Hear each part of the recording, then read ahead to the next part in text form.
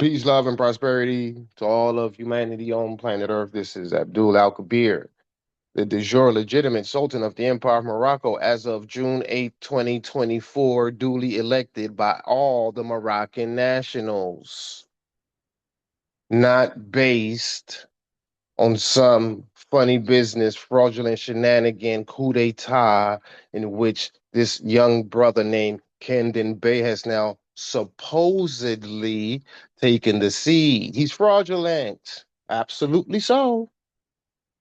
You're listening to the de jure Sultan of the Empire of Morocco, and today we'll be discussing the recognition or the refusal of recognition to the U.S. government from the British government. This would show the one thing is the struggles of seeking your sovereignty and independence. The United States had to go through it as well. Except in their case, they were dealing with being with another superpower that were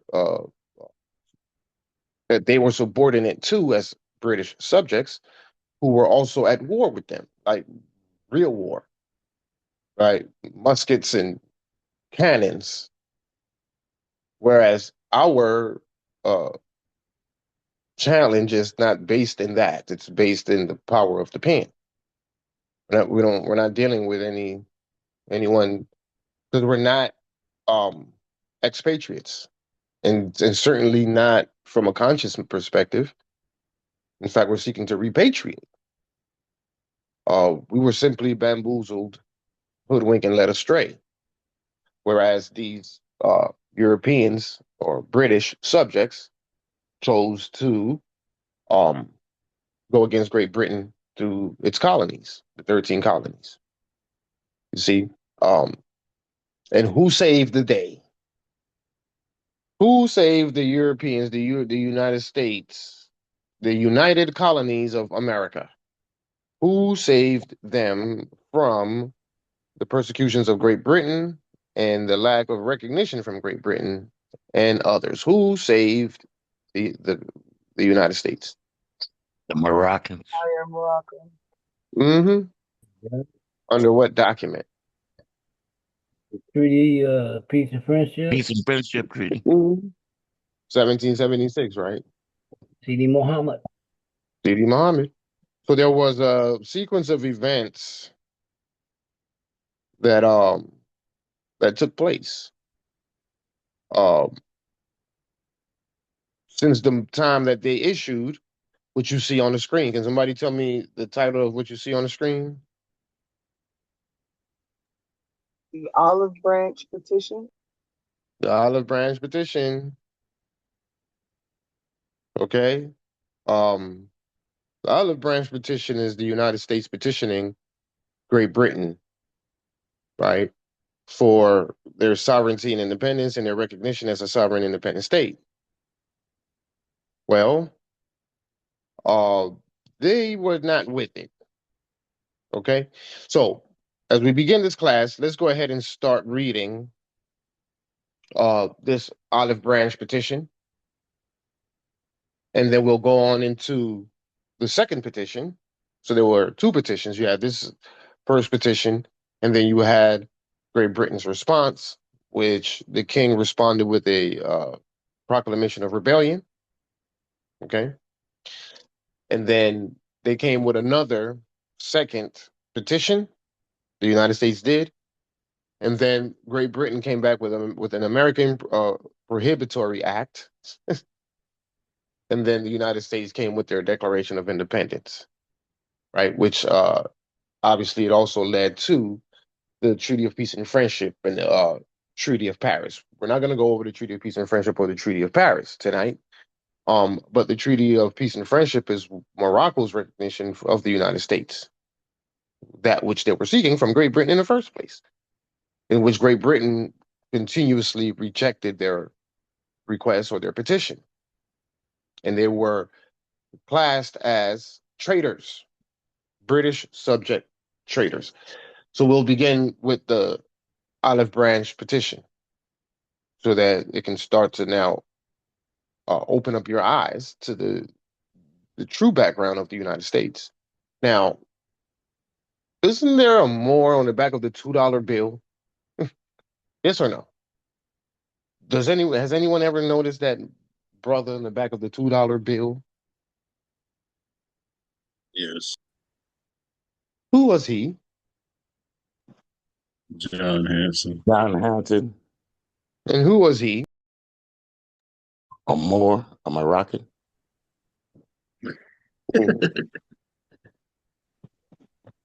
Okay. Under what government was he the president? The first president of what The government? first Continental Congress, wasn't he? Yeah, that's correct. What government is George Washington the first president of? United States. Go there.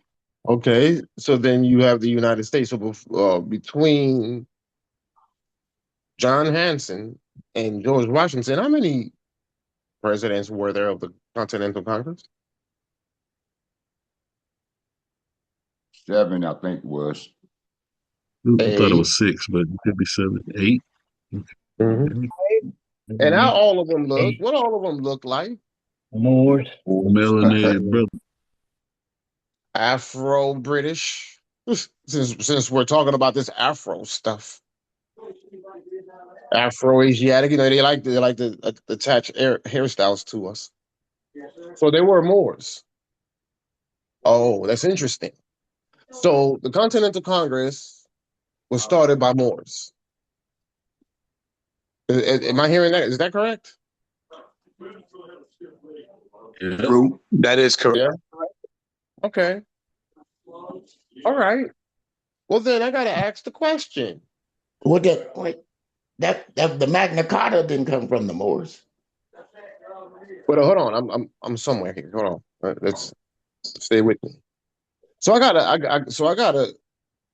Then it would only make sense to question another detail. So if the British subjects who were running from Great Britain and established these colonies here, or sought to establish the United States, but previous to that, it was the Continental Congress, and the Continental Congress was made up of Moorish presidents. Then what does that say about Great Britain? Did y'all hear my question? What does that say about the leadership, the political leadership of Great Britain? The king, the queen, the prime minister, the counts, the dukes. To me, that they were Moors. That they had to be Moors too. Exactly. What is going on, Morris? What's really going on behind the scenes? What is really going on in history? Because it would have you believe that all these people were white. King George III, they got whitewashed images of him all over the place. That's all you find. Which one was the king with the afro that you can find? That you can find that picture with him with an afro. Was that King George II? I believe it's the second. So again, we're talking about the 1700s, even as early as the 1600s. So were there any Albions, Caucasians running anything, any government? No, sir. They were subordinate. That's correct. Really? So then what y'all are telling me is that the French Republic, the Spanish government, Portugal, the Netherlands, Great Britain, Germany, Austria, Hungary, Russia, these are all the signatory powers. So you mean to tell me that in the inception of these countries, all of these people were Moors? All the leaders of these countries were Moors? Is that what y'all telling me? That is correct. These people became administrators, custodians, and trustees over our great vast estate. They're colonial powers. Same Yeah, thing they like are. America. No, that's not. Yeah, I get that. My point being though is that We have been trick bagged to think and believe that these people are white or Albions or Caucasians, whatever terminology you want to use. They just not they're definitely not Moors. That's what they had us believe. They had us believing that these people are all white. The Russians, the Austria-Hungaries, the Dutch, the British. But we know in the Black Saw Dictionary that a Moor is he who summons the court in the Isle of Man. That's a British thing. That's a British thing. The Isle of Man is in Great Britain. So we summon the courts over there. And then again, the first presidents of the Continental Congress were Moors, which means then Great Britain were Moors. So why do we have this story about them being this whitewashed white people stuff? You see how that feeds into the confusion? You see how that feeds into the being bamboozled, hoodwinked, and led astray? This is all based in the Reconstruction of 1865, not the reconstruction of the buildings, right, or the infrastructure, if you will, after the Civil War. No, the reconstruction of history, the reconstruction of information. Someone got to mute themselves, please. Please mute yourself. Keep yourselves on mute. The reconstruction of history and all what really was. So what that does is today it causes confusion. Don't disregard the changing of the calendar and the time and the changing of the maps, the directions. You know, north, south, east, west is south, north, west, east. That causes uh, uh, psychosis. We're discombobulated. We're out of order. We're out of universal alignment. That's the reason why you see the people got this insanity thing going on, but don't know where it stems from. It stems from a deep-rooted historical uh, uh, restructuring that puts you out of the history. Or at the very least, if you was in the history, you were in the history as a subordinate person, as a slave. Your whole history starts with slavery based on the Reconstruction. You don't recognize or realize that you cannot spell or at the very least pronounce Alabama without saying Allah. Oh, you got to say Allah to say Alabama. You got to say Allah to say Alabama, which means Alabama must be a Moorish term. But we see it as a United States state. You see the foolishness? You see how far away we gotten from self? Anyhow, do I have a reader to begin the olive branch petition read so that we can see what the United States was seeking to establish in 1775? Keeping in mind, as we read this, that the heads of state of the Continental Congress were Moors, not pale-faced Europeans, Moors, copper-colored people, melanated people, free white persons, quote unquote, if you will, according to the Black Saw Dictionary. Someone begin to read, please.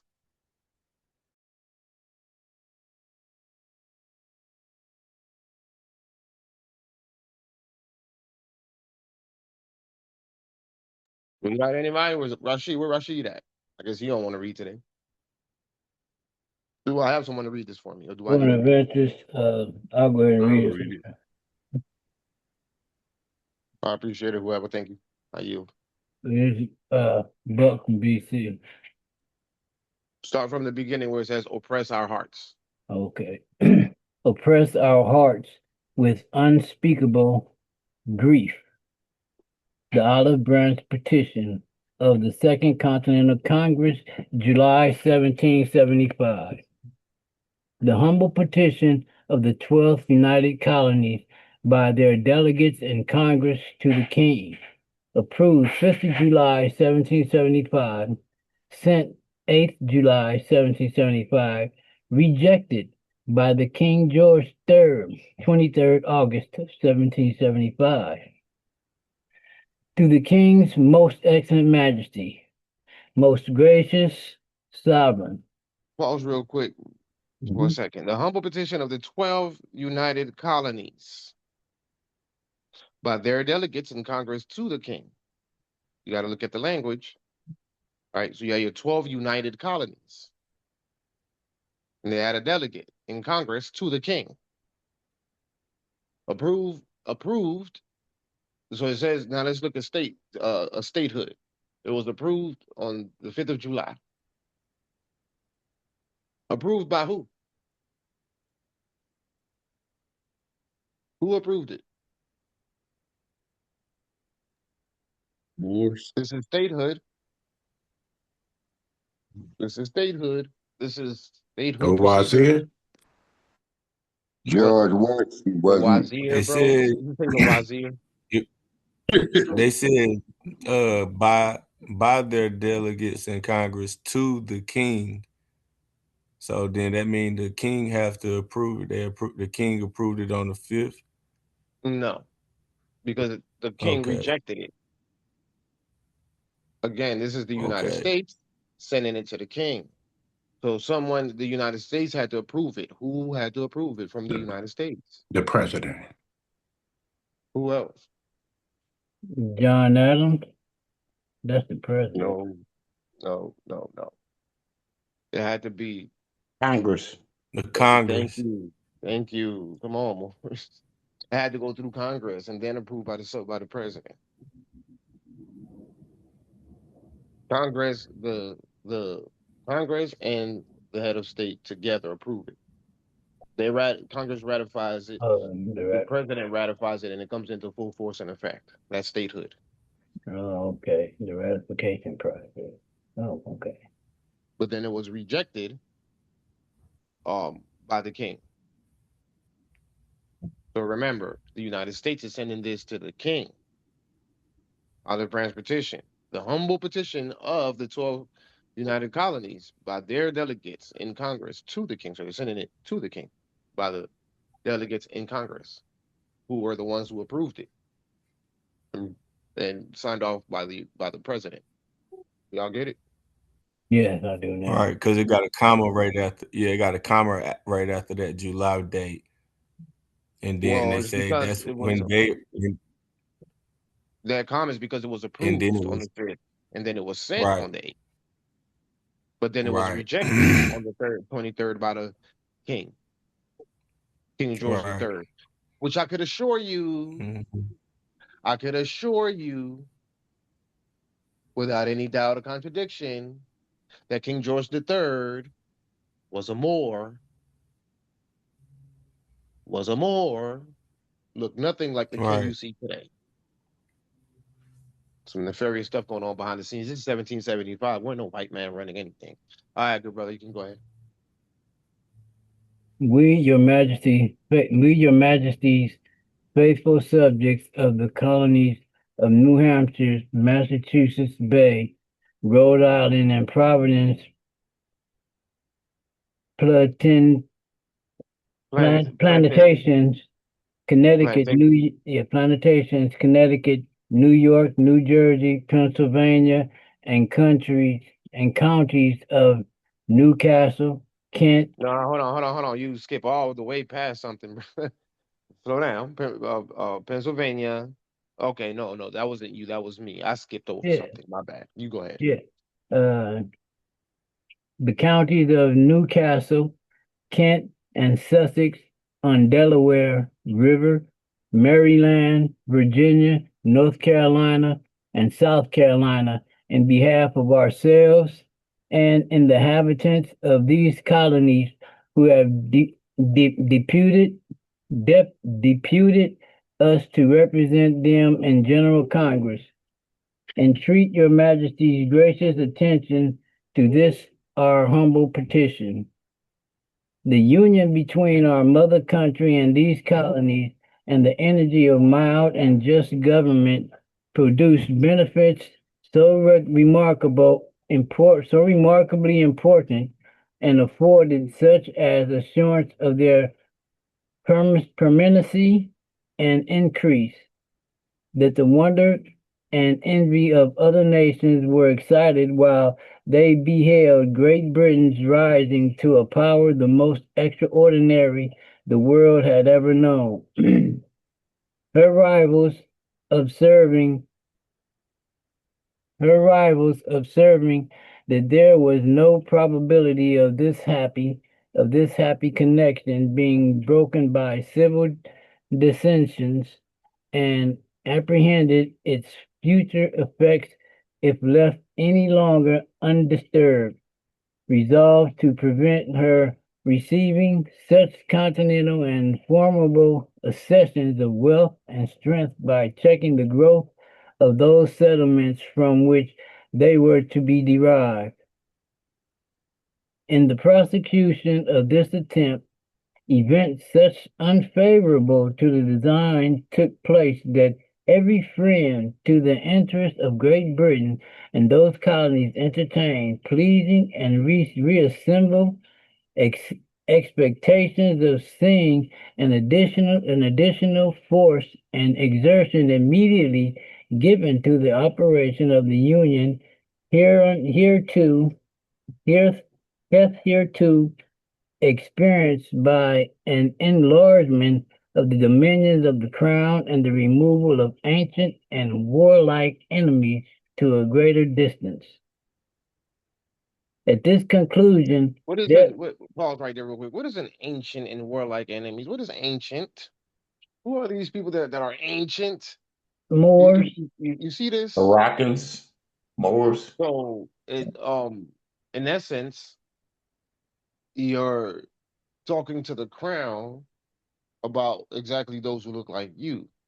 But again, if we go by the general understanding, see, it matters what they look like. And because if it didn't matter, it wouldn't whitewash them. So in our minds, listen now, in reading this, reviewing this, in my own mind as an individual, I'm seeing them as white people.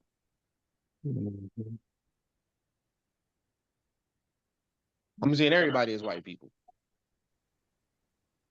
Point of This is interest. something that has to be expressed and it has to be dealt with. We got to get away from the minds from that psychosis. That's exactly what it is. It's psychosis. Go ahead, bro. Slime, I was just looking up what you were saying about King George III. He is pale in description. In description, in their description, what they'll show you. But I could assure you that in reality, that's not what he looks like. That was my point. Yeah, they're gonna show us. They whitewash Beethoven. Beethoven was like what, 1500s, 1600s? 1500s, 1600s. Man, come on. We was teaching y'all. Y'all just barely come out of the European Renaissance, learning how to take baths. And you're gonna That have is a correct. composer. And you're gonna have a composer. Beethoven is a white dude. Come on. Everything has been whitewashed. King James III, whitewashed. So there's Right. The nothing. mother. It's not unusual to recognize King James or King George III as a whitewashed figure. He's a Moor. It This is was crazy. definitely us having issues with us. Yeah, that's all that was. It's always been that way. All right, brother. Where were we? they talking in riddles here. Yeah, go The, ahead, continue. Let's examine that. okay. In the prosecution of this attempt, events so unfavorable to the design took place No, that you already read that. oh, it is. Go ahead and skip. Yeah, go ahead and skip past where it says the removal of ancient and warlike enemies Okay, to a yeah. greater distance. I'm Right. at the conclusion, therefore, of the late war, French and Indian War, yeah, which most glorious and advantageous that ever had been carried on by British arms, your loyal colonists having contributed to its success by each repeated and strenuous exertion, as frequently procured them the distinguished approbation of your majesty, of the late king, and of parliament, doubted not be that they should be No, permanent. doubted not, but. Okay, well, parliament doubted not but that they should be permitted with the rest of the empire to share in the blessings of peace and the emoluments of victory and conquest. So what did they refer to themselves as? Colonists, Loyal. loyal colonists. So they throughout the whole document and everything else that you'll see, they're being referred to as colonists. Yeah. That's what they are. The United States are colonists, loyal colonists. But why is that status uh identifier, why has that been buried? When was the last time have you heard the United States being referred to as, whether it be themselves or others, referred to as colonists? When was the last time? Never. I couldn't hear this letter, 1775. What is the new status that they're being referred to as, identified as, which is a manifestation of colonialism? What is the new status? Administrative powers. White supremacy. No. Americans. Racist. Oh, Racist. yeah, Racist. That's a new status. Racism is colonialism. It's just one of the many manifestations of colonialism. It's colonialism. That's the foundation. From colonialism, you'll have racism, bigotry, and all these things. It all starts with colonialism. So they have done away with the identifier as a colonist and accepted the thought of being a racist. Because, see, a colonist identifies you as someone that's not from here, though we already know. But there's no need to push the issue in the minds of these people. So let's just stick with the racist thing, because racist doesn't mean that we're from somewhere else. Colonist does. So they have gotten away from the term. And we have let them slide with it, haven't we? So we don't refer to them as colonists. We refer to them as racists. And this is why I keep saying, even if you want to undoubtedly agree with the media and the Democrats that Trump is a racist, okay, that's fine. You have your right to self-determination. But that's a black argument. It's not true, but it's a black argument nonetheless. Oh, he's racist or they're racist. That's a black argument. What is the Moroccan argument?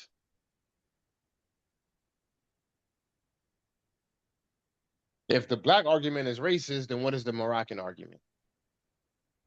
Which is the competent argument. Come on, boys. Work with me. colonists. There you go. Colonists. That's our argument. We don't see Trump as racist. We see him as a colonist.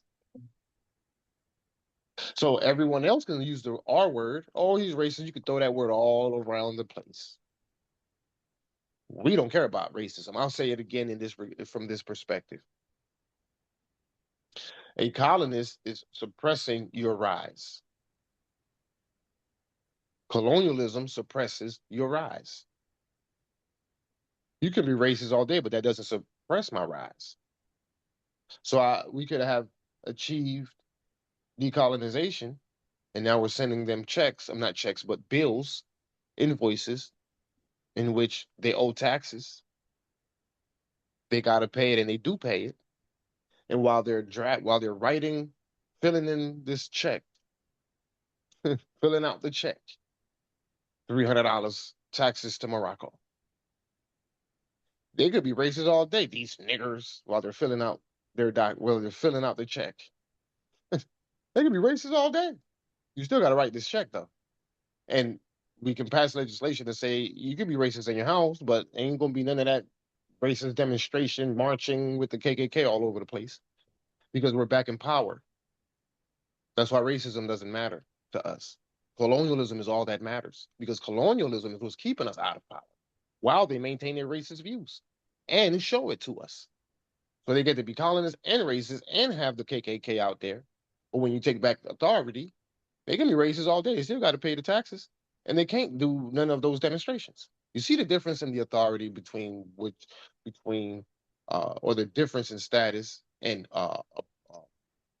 rise, if you will, between colonists and racists. Do you understand? Did that make sense? What I just explained to y'all? Yeah. Yes, sir. Just like they, Indeed. just You like could be they took racist. the, Go go ahead. ahead. Go Just ahead. like No, go ahead. they stole that oil off that tanker. They in that country, they actually colonized that country. That's all that was. Going to and fro, devouring nations Right. in the name of the Moors, though. Exactly. Go ahead, brother. Continue. While these Okay. recent, While these recent and honorable acknowledgments of their merits remain on record in the journals and acts of that august legislator, the Parliament, undefaced by the imputations or even the suspicions of any offense, they were alarmed by a new system of status and regulations statutes, adopted, huh? a new system of statutes and Yes, regulations. statutes and regulations, sorry, excuse me, adopted for the administration of the colonies that filled their minds with the most painful fears and jealousies, and to their inexpressible astonishment, perceived the dangers of a foreign quarrel quickly succeeded by domestic dangers, in their judgments of a more dreadful kind. So they're saying that other nations would be jealous. Yeah, Right. okay. But again, what who is one of those other nations? The Empire of Morocco. What jealousy? Who's gonna be jealous? But again, that's just okay. So remember my letter to Trump. Some of you who have been privy to it. That's what Brother Blinken would refer to as letters of flowers. You see, they're trying to paint a picture. They're pitching an idea. It's not necessarily the case. They're pitching an idea to get Great Britain to say, yeah, we would be the envy of the world. Yeah, right. We'll get to the proclamation. Continue.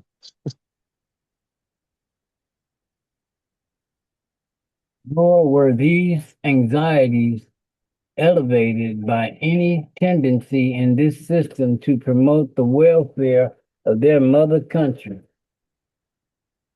For, for though its effects were more immediately felt by them, yet its influence appeared to be injurious to the commerce and prosperity of Great Britain. Okay, so you see how this is not the first time that they refer to Great Britain as the mother what? Country. Mm-hmm. So all of you guys are British. See, that's why they kept saying that you're British subjects. This is your Mhm. mother country. So you're trying to break away and establish your own country. And so what they're telling them is by us breaking away and establishing our own country, we'll still be cool with you, and together we'll be this great power. Essentially, that's basically what they're trying to say to them. But Great Britain ain't even really trying to hear that. They see them as traitors, British subject traitors who needed to be dealt with by way of war and imprisonment and death penalties for treason. See, let me say that again. Treason, treason, and sedition, treason and sedition, I'm driving a point home, is punishable by death. Unfortunately, the empire doesn't have that capacity as of yet. So for now, the only consideration is arrest. But treason and sedition is historically and officially punishable by death. I'm sending a message. Go ahead, brother. Okay. We shall decline the ungrateful task of describing the irksome variety of artifices practiced by many of your Majesty's ministries, cabinet officials, the delusive pretenses, fruitless terrors, and unveiling servanties that have from time to time been dealt out by them in their attempts to execute these impolitic plans, or of tracing through a series of years past the progress of the unhappy differences between Great Britain and these colonies that have flowed from this fateful source. Your Majesty's ministries, where'd it go? Your Majesty's ministries preserving in their measures and proceeding to open hostilities for enforcing them, have compelled us to arms in our own defense, and have engaged us in a controversy so particularly un, un, un, abhorrent, Abhorrent. abhorrent to the affection of your still faithful colonists. Dang, that we Now, at first there were the loyal colonists, now they're the faithful colonists. faithful Okay. colonists. Continue. when we consider whom we must oppose in this contest, and if it continues, what what may be the consequences, our own particular misfortunes are accounted by us only as parts of our distress. So should we disregard when they say, because they tell on themselves, they have already stated, did they not say to France that the United States is in Morocco? We're still back here. Did they not do that? Let him come back here. Get him, Rihanna. Are you guys there? Did they not tell the French government that the United States is in Morocco? Did the Yes, United States not say yes, that? they did. Yes, in Yeah. 1952. Yeah, correct. They did, right? And then here they're saying that they're colonists. So should we disregard what they're saying about themselves? No. See, remember, they're not saying that to us. None of these documents is where they are corresponding with us. They're not corresponding with the black man. They're not telling us nothing. You question it if they tell you something. Well, such as them telling us that we're from Africa. You got to question that. But if they're telling their counterparts something, you don't question that. That's you go with that. That's you're eavesdropping. They're telling the truth. They're just not telling it to you. They're speaking amongst themselves about you. You can take that to the bank.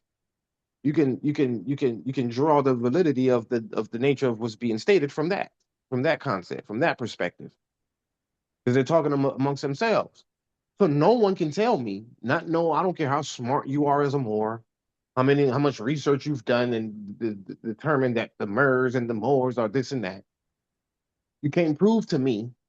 You cannot go against the conversation that they're having that we have unveiled, in which they refer to themselves as being in Morocco and that they are charged with the protections of the native Moors in Morocco. So you would reject that, but you're not going to reject them calling themselves colonists because you know them to be colonists. See, so they tell themselves they're telling on themselves, but we want to pick and choose when we want to hear what they're saying.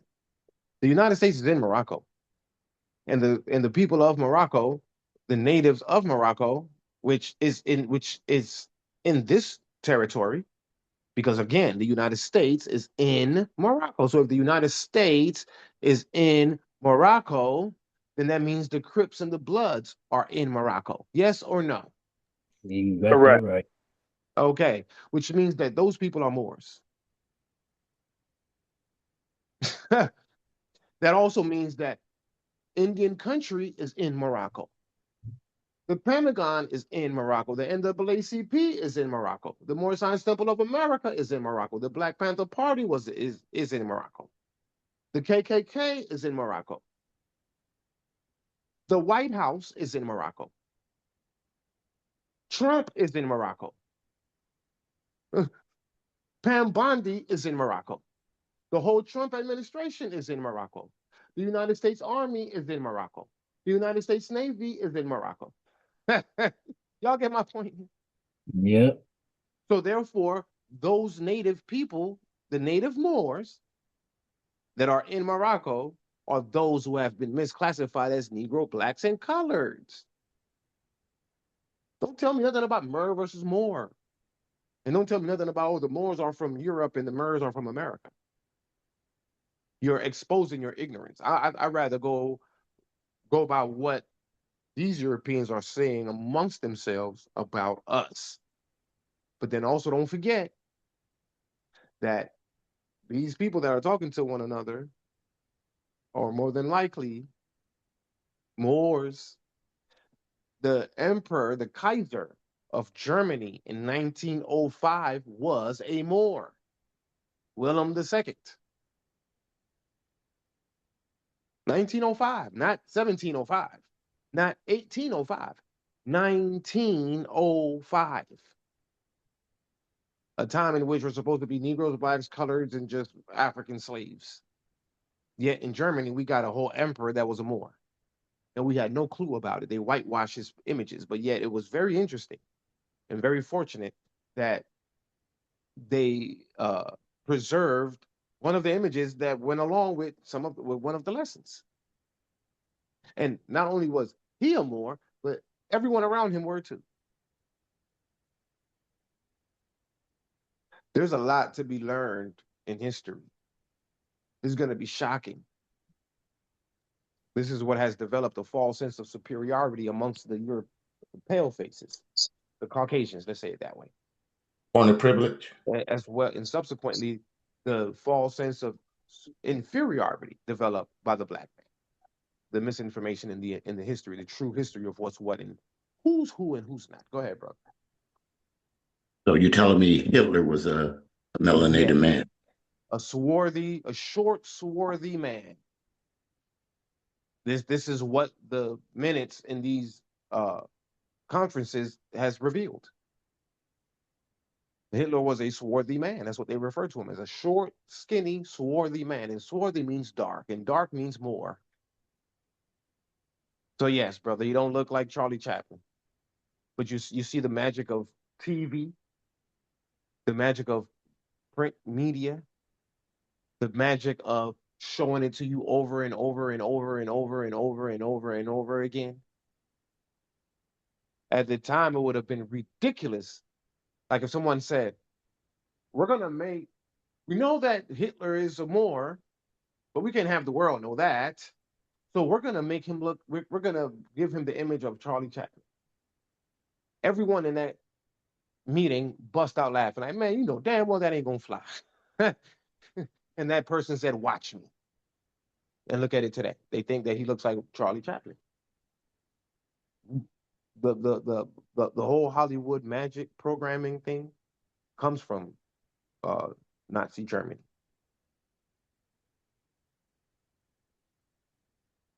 Now you got to question the Holocaust. If you're gonna lie about the image and of the guy who supposedly conducted the whole thing, then what's the real truth behind the actual thing, so-called Holocaust? Because he's also on record for saying that the real Jews are in America. So then who were you persecuting, sir? I didn't write it, but it's in the Bible. I didn't write it. Neither did God. God did not write the Bible. So divinely inspired someone. Okay, whoever that someone was, King James the Third, King James or whatever. They are the ones, whoever wrote it, the document, the book, I should say, the Bible, the basic instructions before leaving Earth. Whoever wrote it said that they're the synagogue of Satan. I didn't say that. I'm just quoting what the Bible said. So now it, it, it brings calls to pause and question. What is this whole Holocaust thing about? Where is the truth? This is crazy work. So they'll tell you that the Aryan nation with the Nazi stuff, the bald-headed white dudes, but yet Hitler wasn't even like that. Hitler was one of us. So where does this Nazi Aryan Brotherhood, uh, bald-headed dude with the what was that movie? Uh, American History X or whatever. I don't know if you guys remember that movie. Yeah, I do. I remember. I know what you're talking about. Where'd that come from? Where do these Aryan Brotherhood demons come from? If Hitler wasn't even a so-called white dude, like what's going on? It's a psyop. It's a man. This world is a stage. The world is a stage. We're merely the consumers, the fans who's watching this thing go down, play out. We're subjects and victims of the misinformation, the lies. The world is a stage. Nothing is the truth. Everything is a lie, or misconstrued or corrupted, severely misinformed. So we'll find out one day what this Holocaust thing was about. But yes, good brother, it has already been revealed for the record with primary sources that Adolf Hitler was a short, swarthy man. That means he was black. Swarthy means black. Period. Okay, we're off the subject. Let's get back to the subject matter. The recognition. But again, where it lines up is the appearance of these people. What these people actually look like. Why are you guys telling me or telling us that these people look one way? How are you gonna sit here and tell me that Jesus? How's the book gonna say that his hair is made of wool, eyes of fire, feet of burnt brass? But then you show me someone who has like dead, stringy hair, blonde hair, blue eyes, and pale skin.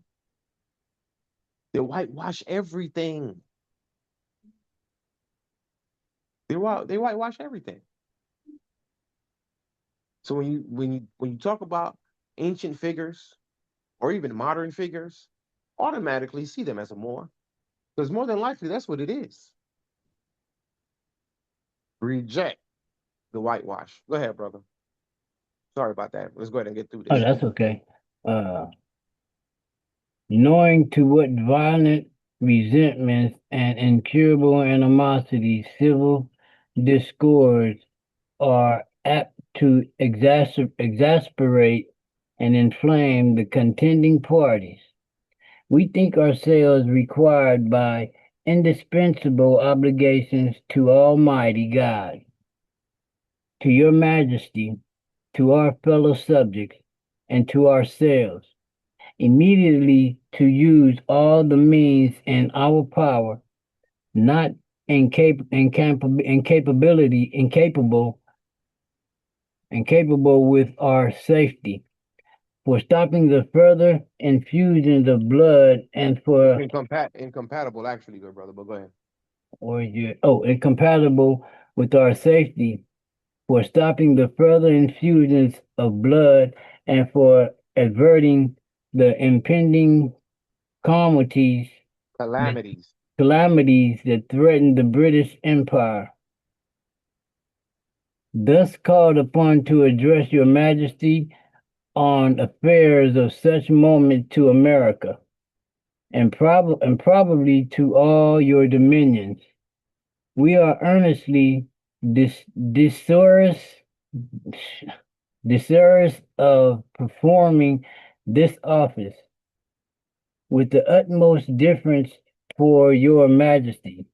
And we therefore pray that your majesty's role, magnanimity, and benevolence may make the most favorable constructions of our expressions on so uncommon an occasions. Because we represent in their full force the sentiment that agitate the minds of us, your dutiful subjects. We are persuaded your majesty would ascribe any seeming deviations from reverence in our language and even our conduct, not to any reprehensible intentions, but to the impossibility of reconciling the usual appearance of respect with a just attention to our own preservations against those artful and cruel enemies who abuse your royal confidence and authority for the purpose of effecting our destruction. Attached to your majesty's persons, family, and government with all devotion that principles and affections can inspire, connected with Great Britain by the strongest ties that can unite societies, and deploring every event that tends in any degree to weaken them. We solemnly assure your majesty that we not only must ardently desire the former harmony between her and these colonies may be restored, but that a concord may be established between them upon so firm a basis as to perpetuate its blessings,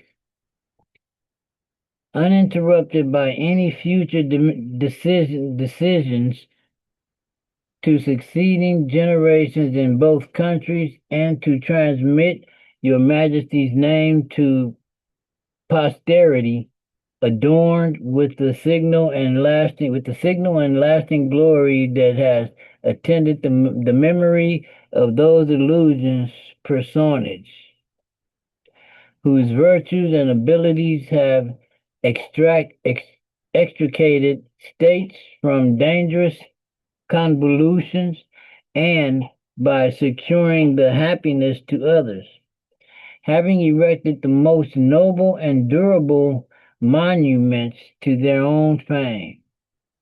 Okay, where have we ever heard? Where is it at? Right here. Where have you heard that term? Ardently, I never heard it. Ardently. Ardently desire. Yes, you have.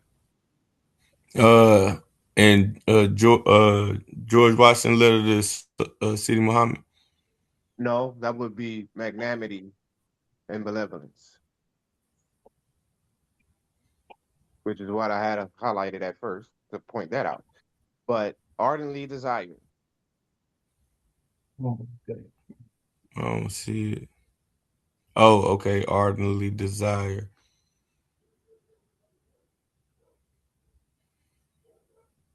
So Ardently. at that time, you ardently desire the former harmony between her and these colonies, which is their they ardently desire the recognition of her, which is Great Britain, the mother country of the colonies as the United States. So they ardently desire this. This was in 1775. Fast forward to 1960, right? The granting of independence to colonial countries and peoples,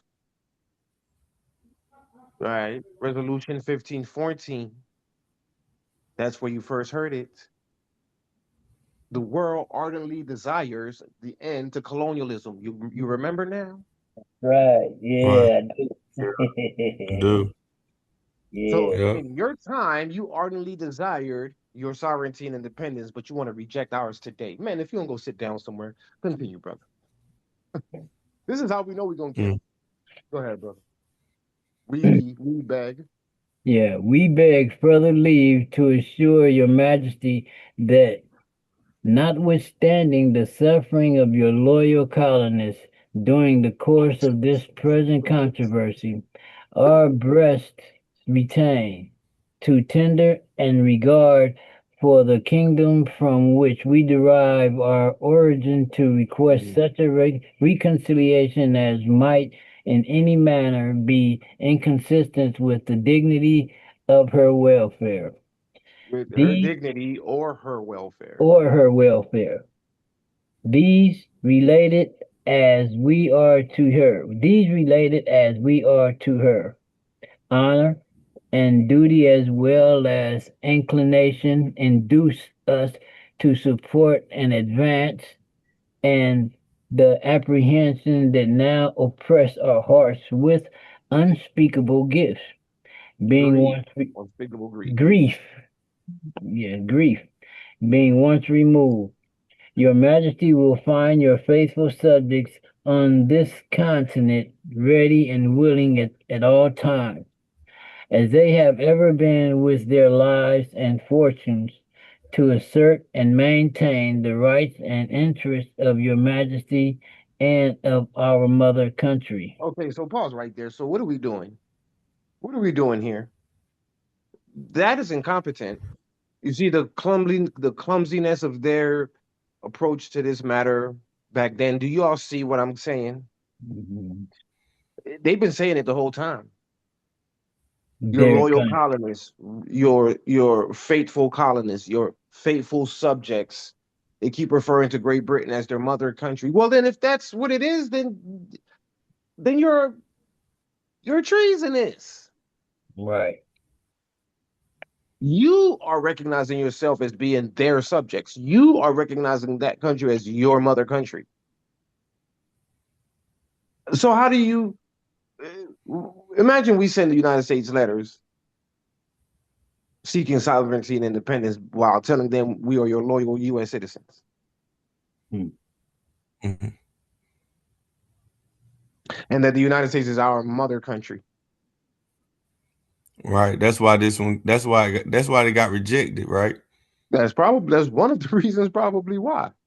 This letter should be sent to them. The, She the should reason remind them. the reason for the rejection, I'm not able to. There was a whole dissertation on the matter, and I'm not able to find that document to share with you all. I'll find it though. I'm gonna keep looking for it. But they Okay. gave the reasons. They say you are treasonous British subjects, and we you know we don't recognize John Adams as no minister of foreign affairs. We want to bomb you. We want to bomb you. We want to be friends with you. How dare you submit a peace treaty to this government? They're traitors.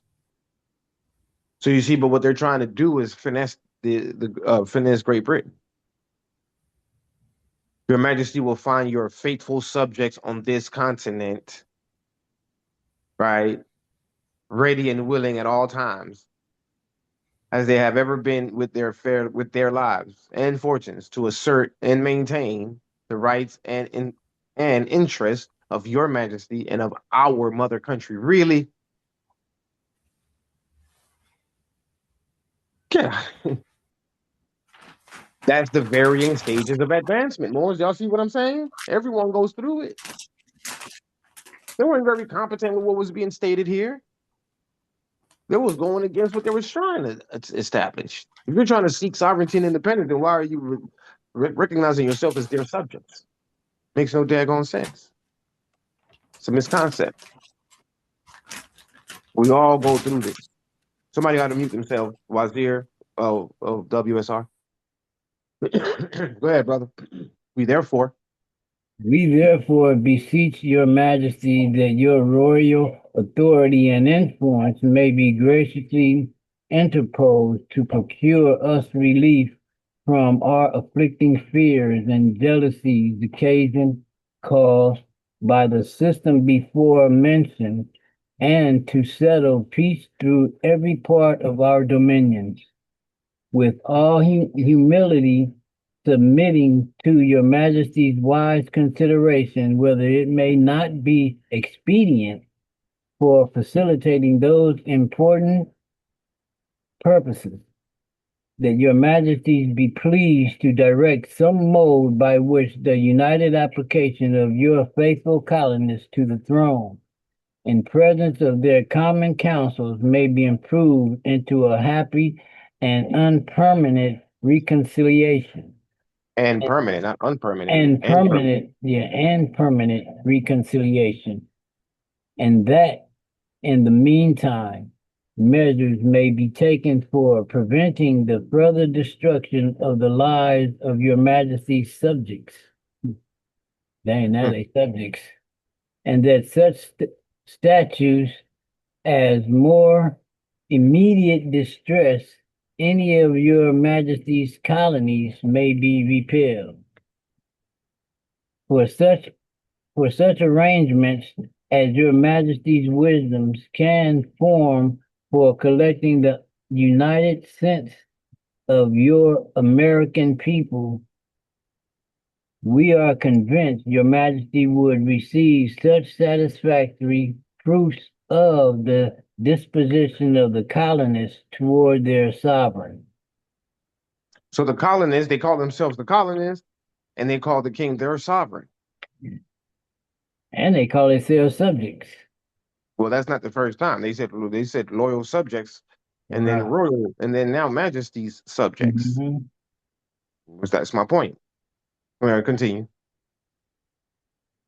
We are convinced your majesties would receive such satisfactory proofs of the disposition of the colonists toward their sovereign and the parent state, that the wish for opportunity devoted become the most doubtful No. You skipped. duty. No, hold on. You skipped Oh, I over something. did. Oh, opportunity. Yeah. Opportunity would soon be restored to them of evincing the sincerity of their professions by every testimony of devotion, becoming the most dutiful subjects and the most affectionate colonists. Hmm. That your majesty may enjoy long and prosperous reign, and that your descendants may govern your dominions with honor to themselves and happiness to their subjects, is our sincere and fervent prayer. John Hancock, President of the Congress. So John Hancock, he's the one that where you get that terminology of your signature. They call it your John Hancock. So these are the colonies, right? Colony of Yeah, Ham, Hampshire, New Hampshire, which is how do you say that? Is it New Hampshire? New whatever. here. Pennsylvania, New Massachusetts Bay, New Hampshire, yeah. Rhode Island, Maryland, Connecticut, and you got Delaware, which is the counties of Newcastle, Kent, Sussex, right? Colony of Connecticut, Maryland, New Virginia, New York. York. But look at how they refer to them, colony of New York.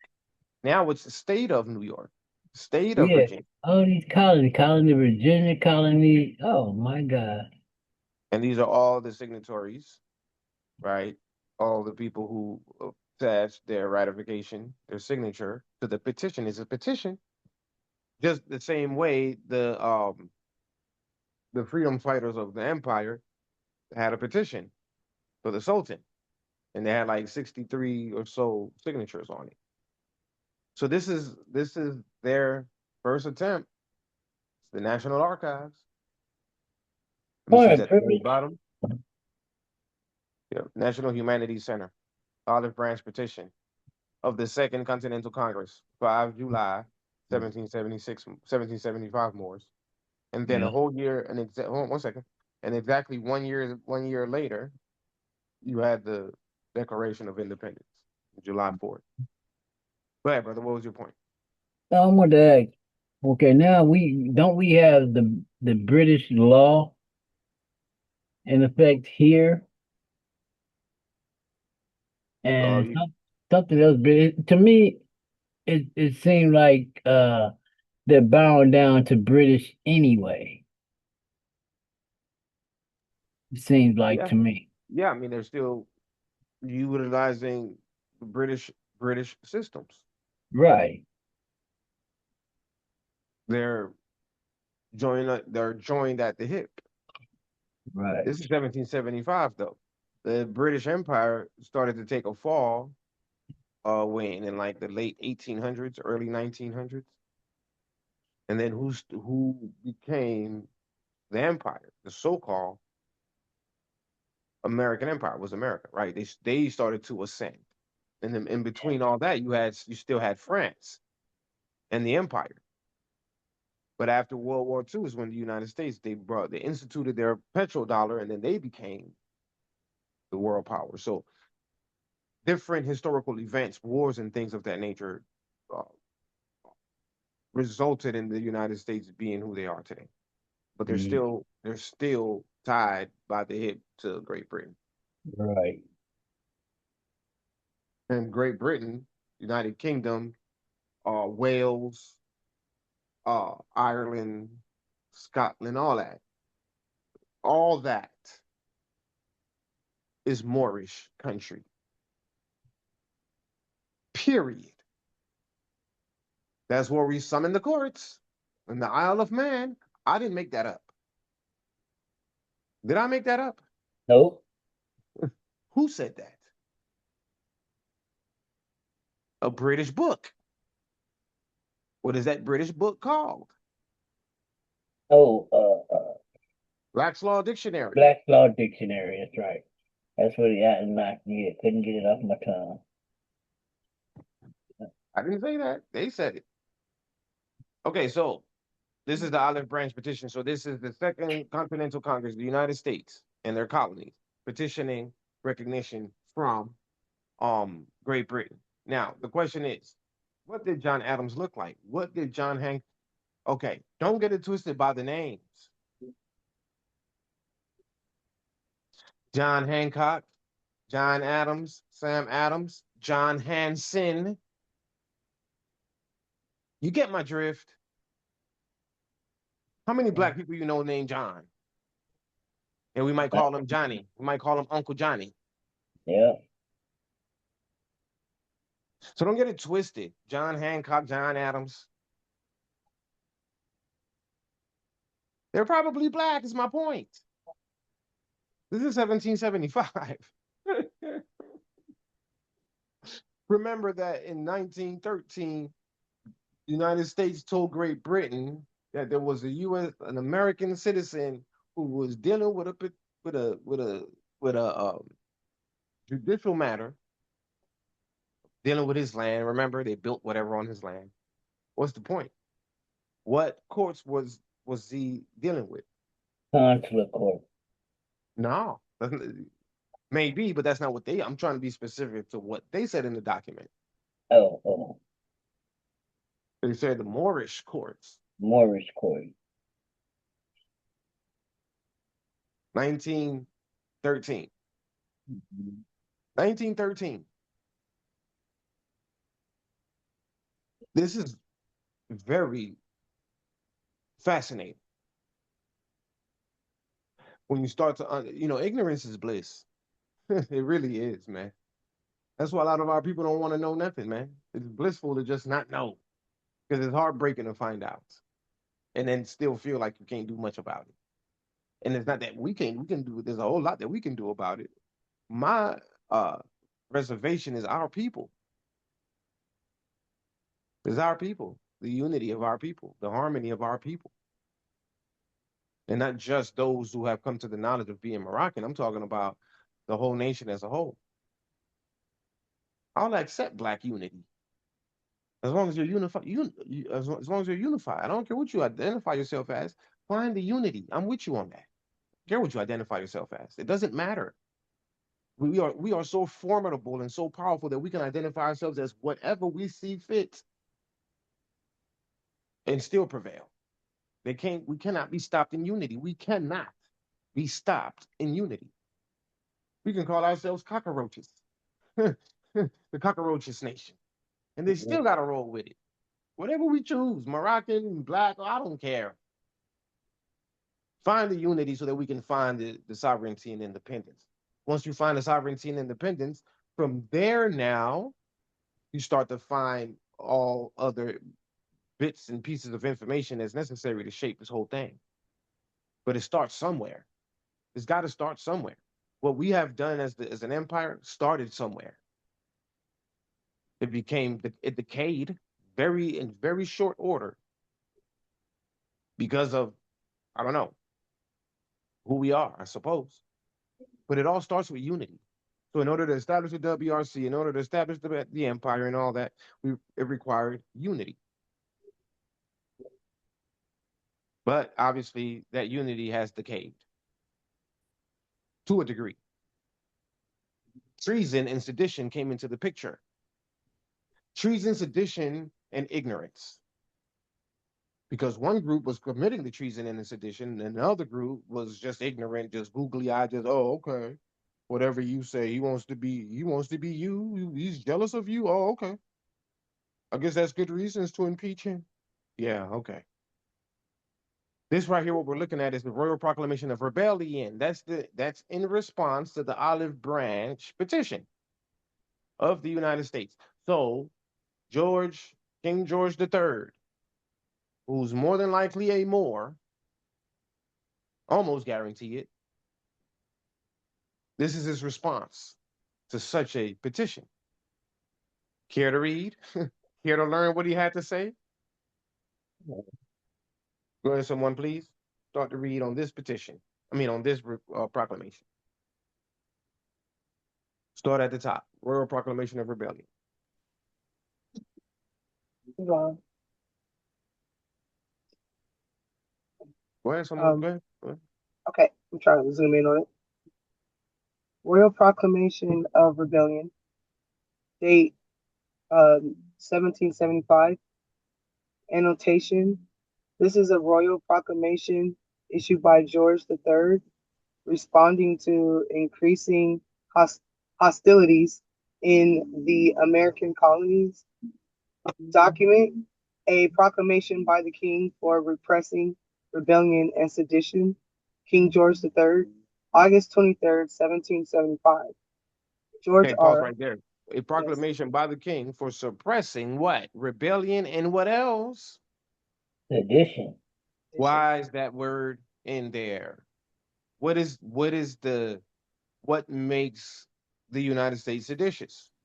So they are treasonous. Yeah, well, they went away from the country, they rebellion against their own government, their mother country. Mm-hmm. their mother country. Yeah, it's like they trying to. They apparently they trying to claim superiority. It's like an Treasonous. overthrow in a sense. What they were seeking to do was break away and establish their own government, Right. which would be viewed as seditious from the perspective that you are seeking to subvert the sovereign authority of His Majesty King George III. See, I know that the Moors wasn't really familiar with that word until I brought it to the forefront. So we experience our own form of sedition and rebellion and treason. We exactly experience that. Every government goes through that. So we had to deal with it and settle it swiftly to where now we have shenanigans going on by Germain, further transgressions against my attorney general, the de jure legitimate attorney general, as distinguished from Jack Daniel Kane, who is the fake fraudulent Attorney General of AMPAC 2.0. Now you want to send documentation to my AG. Keep on. Keep putting your name in that hat. You'll be going right down there with Jermaine Diaz Spencer. Y'all both will be going down through there. Go ahead, sister. George R. Whereas many of our subjects endeavors parts of our colonies and plantations in North America, It's actually diverse.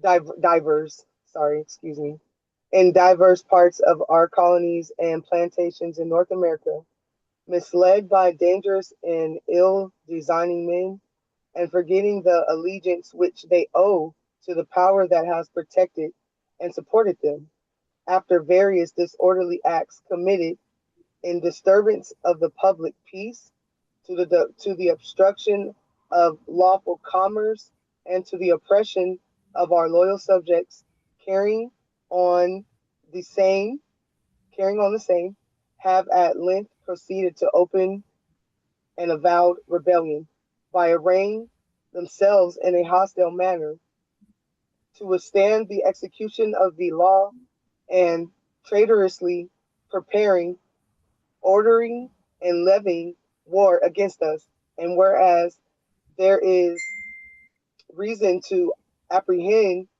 that such rebellion hath been much promoted and encouraged by the traitorous correspondence, counsels, and comforts of divers wicked and desperate persons within this realm, to the end thereof, that none of our subjects may neglect or violate their duty through ignorance thereof, or through any doubt of the protection which the law will afford to their loyalty and zeal. We have thought fit by, with the advice of our privy council, to issue our royal proclamation, hereby declaring that not only all our officers, civil and military, are obliged to exert their utmost endeavors to suppress such rebellion and to bring the traitors to justice, but that all our subjects of this realm and the dominions thereunto belonging are bound by law to be aiding and assisting in the repression of such rebellion, and to disclose and make known all traitorous conspiracies and attempts against us, our crown and dignity. And we do accordingly strictly charge and command all our officers, as well civil as military, and all others, other others, all, excuse me, all others, our obedient and loyal subjects, to use their utmost endeavors to withstand and suppress such rebellion. Oh, I'm sorry, I'm skipped it, I think. Excuse me. And to disclose and make known all treason and traitorous conspiracies which they shall know to be against us, our crown and dignity, and for that purpose that they transmit to one of our principal secretaries of state, our other proper officer, due and full information of all persons who shall be found carrying on correspondence with, or in any manner or degree aiding or abetting the persons now in open arms and rebellion against our government within of within any of our colonies and plantations in North America, in order to bring to condign punishment the authors, per- perpetrators, and abettors of such traitorous designs, given at our court at St. James, the 23rd day of August, our 1775, in the 15th year of our reign. God save the King. God save the Sultan. Allah save the Sultan. Allah So save the that's King George the Third's response to the colonies. I can literally copy, paste, plug and play that document and send it to Ampac 2.0. Same thing. Same thing. Whereas many of our subjects in diverse parts of our colonies and plantations in North America misled by dangerous and ill-designing man, a man, misled by dangerous and ill-designing man, and forgetting the allegiance which they owe to the power that has protected and supported them. All countries, all countries go through this. So Great Britain went through this with the seditious United States, the treasonous United States. They pushed the issue and they kept pushing the issue. They gained protections from the Sultan of Morocco. And then eventually they were able to regain the recognition. So they let it all go. There was a meeting in which a delegate of Great Britain was saying that the war is trying to force them using war as force to force them to adhere to British laws is not going to work. We might as well recognize them. So you got to keep pushing and keep pushing and keep pushing, and bring in someone else, another superpower, to assist you. So what we're seeing is the playbook, Lars. It's the same playbook that we can use to achieve decolonization. Similar, but I'll say it again. A proclamation by the Sultan for suppressing rebellion and sedition. Yes. You see how easily I just copy pasted, plug and play that title and everything else within. I can do the same daggone thing because it's all the same old, it's the same thing. That's why you have the word sedition in the title. Rebellion and sedition, treason. That's what they did. Every last one of them, every single last one of them. Starting with the fake sultan all the way down to the fake sharif. None of them hold office. None of them. They all have been removed. And the PGFs hold no standing. While these state republic, we got to get you recognized. All right. So here comes the United States again. Second petition from Congress to the king. So they tried again. Come on, king. Don't act like that. Let's try this again. So now this is 8 July 1775. Go ahead. It's like point of interest, Sultan. Mm-hmm. I thought it makes sense to why you said now after reading this one. It makes sense to why you said only thing we could do is lock them up, like because being that we don't the empire don't have the power to execute what was supposed to actually happen to them. Like only the best thing we can do is lock them up now, and that make a lot of sense after reading this document. Islam, I yield. Yeah, that's what I can do right now when the time comes. And this second petition is actually a uh, reformulated version of the first petition. What we need to really get into is this right here. This is what came after the proclamation by the king in response to the olive branch petition. This is that's the short title, the Prohibitory Act, but it's actually the American Prohibitory Act of December 1775. This law, also known as the American Prohibitory Act, was passed by the British Parliament in an attempt to quell the American Rebellion. It prohibited all colonial shipping and maritime trade, instituting a blockade of American ports, and declared that ships taken in violation of the blockade would be treated the same as ships taken from enemies. British Parliament, December 22nd, 1775. So that was what, 5, 6 months later? He said, okay, we're going to issue a law. We're going to pass a legislative act to deal with this matter. Same thing like we had to do. We had to pass a legislative act to deal with Impact 2.0 or any future wannabe Impact 2.0. Because law is reactive. Something happens and then you deal with it as it comes. Because you cannot foresee the future. So as to have a law in place for something that hasn't actually happened. It has to happen, then you write it in law. Or you may use references from other nations and other places to where certain things had already happened, and you go ahead and get ahead of it, and you you take that law as your own to say, okay, if that happened to that country, more than likely it's going to happen to us.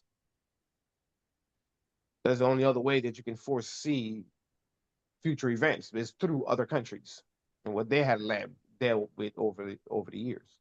You see, otherwise you got to be reactive. So let's look at this law that was passed by British Parliament. Someone, please go ahead. All right, Point of Elaine. interest. Yes, before you read, go ahead. Someone with their point of interest. This is James Cruz, baby. To add on to what the Sultan was saying, these petitions, as far as my understanding, is getting them to recognize them as becoming a sovereign state. But Great Britain rebelled, but then in turn they got the Sultan to agree to it. With that, I yield. Who got the Sultan to agree to what? Be more specific to what you're saying. The Congress, John Hancock, in the writing of the, 1776 Treaty of Peace and Friendship. It So you're all saying that stems the from Sultan basically. agreed to recognize them as a sovereign and independent state. That's what you're saying. Yes, sir. Okay, that's fine. That's part of the sequence of events. See, remember the petition came in 1775. When was the Treaty of Peace and Friendship? Anyone remember? 1776. 1786. Oh, I'm sorry, 1786. So they spent Correction, 1776. It was correct the first time. the Treaty of Peace and Friendship was 1776. Is it? Yeah. Yeah. You sure about that? No. Y'all confusing me. Let's look it up. Yeah, pardon me. I think I'm confused. That's the Declaration 1786. of Independence. My bad. What was that? 1786. Yeah, that's what I 1786. thought. Yeah, 17. Yeah, 1786. 1786. So they spent 11 years seeking this, seeking recognition, seeking uh uh you know independence. Independence and recognition. It takes time, Morris. So far for us, as of the establishment of the empire, which is the actual high contracting party who can make that claim, we've been at it for a year. But collectively, in totality, right, for what, 5, 6 years? Sure, 6 years. I know when I first started watching the Empire study sessions, it was 20, 2020, the October-ish time frame, October, November of 2021. So that's really what we're 2026. Okay, 5 years in totality. But officially speaking, since 2024, June 8th, 2024, right? So it's going up. We're coming up on 2 years on June 8th, 2026, and then thereafter is their uh, um, anniversary. Their, what do you call it? July 4th. Their little independence anniversary, Declaration. which makes it 250 years this year. So 250 years of their independence and 2 years of 2 years of us seeking our full independence, sovereignty and independence. But for them, it's 250, so that's circle 7. 250 is 7 in numerology. Cycle complete. It's over. It's over, man. The Mormons have this circle seven, this seven science of the seven. Like I just learned about that the other day because oh god, this dude, this Mormon guy. Anyway, that's another story. I ain't gonna go there. But they have this circle seven science that Joseph Smith brought to like. And when were they established? Mid 1800s. Everybody just eat off of us, man.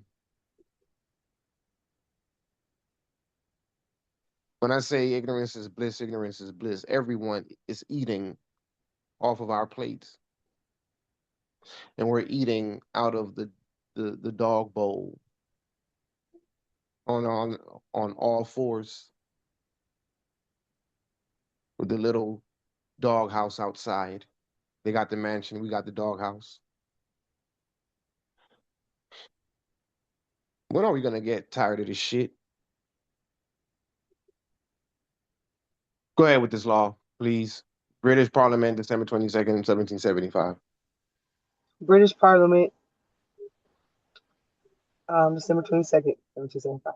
Whereas many persons in the colonies of New Hampshire, Massachusetts Bay, Rhode Island, Connecticut, New York, New Jersey, Pennsylvania, the lower counties on Delaware, Maryland, Virginia, North Carolina, South Carolina, and Georgia have set themselves in open rebellion and defiance to the just and legal authority of the King and Parliament of Great Britain, to which they ever have been, to which they ever have been, and of right out to be subject, and have assembled together an armed force engaged in Majesty's troops and attacked his forts, have usurped the powers of government and prohibited all trade and commerce with this kingdom and the other parts of his Majesty's dominions for the more speedily and effectually suppressingly and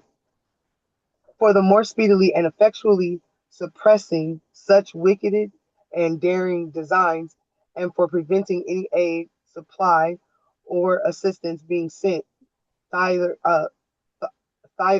thither during the continuance of the said rebellious and treasonable commotions, be it therefore declared and enacted that all manner of trade and commerce is and shall be prohibited with the colonies of New Hampshire, Massachusetts Bay, Rhode Island, Connecticut, New York, New Jersey, Pennsylvania, the lower counties on Delaware, Maryland, Virginia, North Carolina, and South Carolina, and Georgia, and all ships and vessels of our belongings to the inhabitants of the said colonies, together with their cargoes, apparel, and furniture, and all other ships and vessels whatsoever, together with their cargoes, apparel, and furniture, which shall be found trading in any port or place of the said colonies, or going to trade or coming from trading in any such port or place, shall become forfeited to his majesty, as if the same were the ships and effects of open enemies, and shall be so objected, adjudged, deemed, and taken in all courts of admiralty, and in all other courts whatsoever. And for the encouragement of the officers and seamen of his majesty's ship of war, be in further enacted that the flag officers, captain, commanders, and other commissioned officers in His Majesty's pay, and also the seamen, marines, and Marine. marines, sorry, marines and soldiers on board shall have the sole interest and property of, and in all and every such ship, vessel, goods, and merchandise, which they shall seize and take, being first adjudged lawful prize in any of His Majesty's Court of Admiralty, to be divided in such proportions and after such manner as His Majesty shall think fit, shall think fit to order and direct be, proclamation or proclamations hereafter to be issued for those purposes. And be it further enacted that it shall and may be lawful to and for the said flag officers, captains, commanders, respectively, to cause to be taken or put on board any of His Majesty's ships or vessels of war, and every master's crews and other persons who shall be found on board such ships as shall be seized and taken as prize as aforesaid. They said, the said Marines, zoom that in, sorry, the said Marines and crews to be considered Mariners. mar- mariners and crews to be considered, excuse me, to be as such, to be as much in the service of His Majesty as if the said mariners and crews had entered themselves voluntary to serve on board His Majesty's said ships and vessels. Sorry, excuse me, Islam. Islam. And this is the only place I can find it because it's a British, I guess it's because it's a British legislative act. And so I'm assuming that that's the full totality of the language. But um, even though it may not be, if it's not, let's say that, it's still telling. It's giving you, um, it's driving home the point that Great Britain was refusing to recognize the United States of America as the Americans. But look at this: seamen, Marines, and soldiers. So for the United States, the seamen are the Navy men and women, Marines are the Marines, and soldiers are the Army soldiers. So is that where they get that language from Great Britain? But anyway, that has nothing to do with the point. The real point of the matter is you offer up an olive branch petition, right? And then you have your proclamation and response, in which it was rejected. And then to follow up with that proclamation, they came with a legislative act in December. So the proclamation was in August 23rd, 1775, right? And then uh, the legislative act came out in December of 1775. And then the United States then went forward with the Declaration of Independence in 1776. You see? And then after that, they were able to regain 10 years later, right? They got the recognition of the Sultan. So then it's very interesting because up until that time when they gained the recognition through the Treaty of Peace and Friendship, that 10-year time period, what in the world was going on? Who was protecting them? How did they get their hands on ships? Y'all get what? How did the United States even have ships to be included in the legislative act? They What's was going being on here? deceptive. They was being very deceptive. Great Britain was still supporting them behind closed doors. Oh no, maybe, but they certainly was getting ships from somewhere. Someone was working with the United States. Was it the Empire? Well, we know that the Empire eventually did do so, but yet they're seeking recognition. But you have assets as if you've already been recognized. Otherwise, how did you get them? Like, how do we get our hands on all these ships? Can we get one Navy ship? Right? Can we get one Navy ship? How did they get one Navy ship? Did they get it from Great Britain?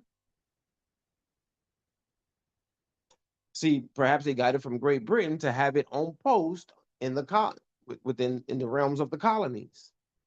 And they went rogue and they kept it, perhaps. They went rogue. Doesn't that sound familiar? accountability stand to play then. Great Britain didn't want no parts of it, for real, of Well, what the the point, they United went States was rogue doing. and they held on to the intellectual property of the country. Sounds familiar, doesn't it? That's the only thing that makes sense. The colonists went rogue.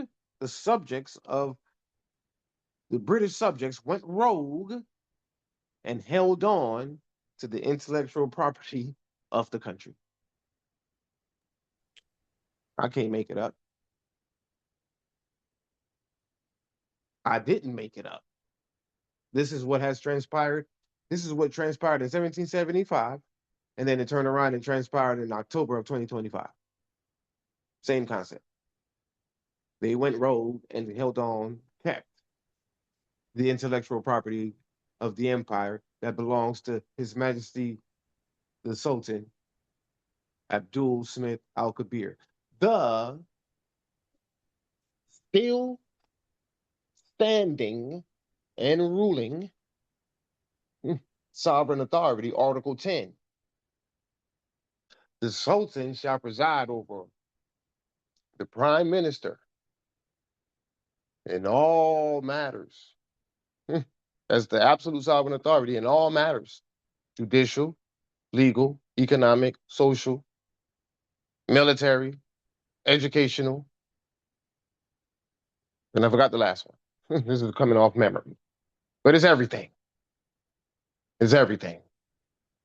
So that means that in holding on to all the intellectual property of the empire, that means that you were taking it away from the Sultan, which proves what? Treason, sedition. See, that's why I needed to play out. Because if you just fall back and observe with your third eye, look at the situation with all three eyes, you'll say to yourself, you'll smack yourself in the forehead, how did I fall for that? That's what they all gonna do real soon. Smack themselves in the forehead. How did I fall to this? Fall for this? Well, like the proclamation stated, ill-minded men. This dude is ill-minded and got a silver forked tongue to go along with it. But they're gonna look back and say, "Dadgummit, smack yourself in the forehead. Do it 3 times. Maybe knock sense into your own head by smacking your own forehead 3, 4 times, and say, wow, I see it now. Yeah, well, it's too late. It's too late, Makara.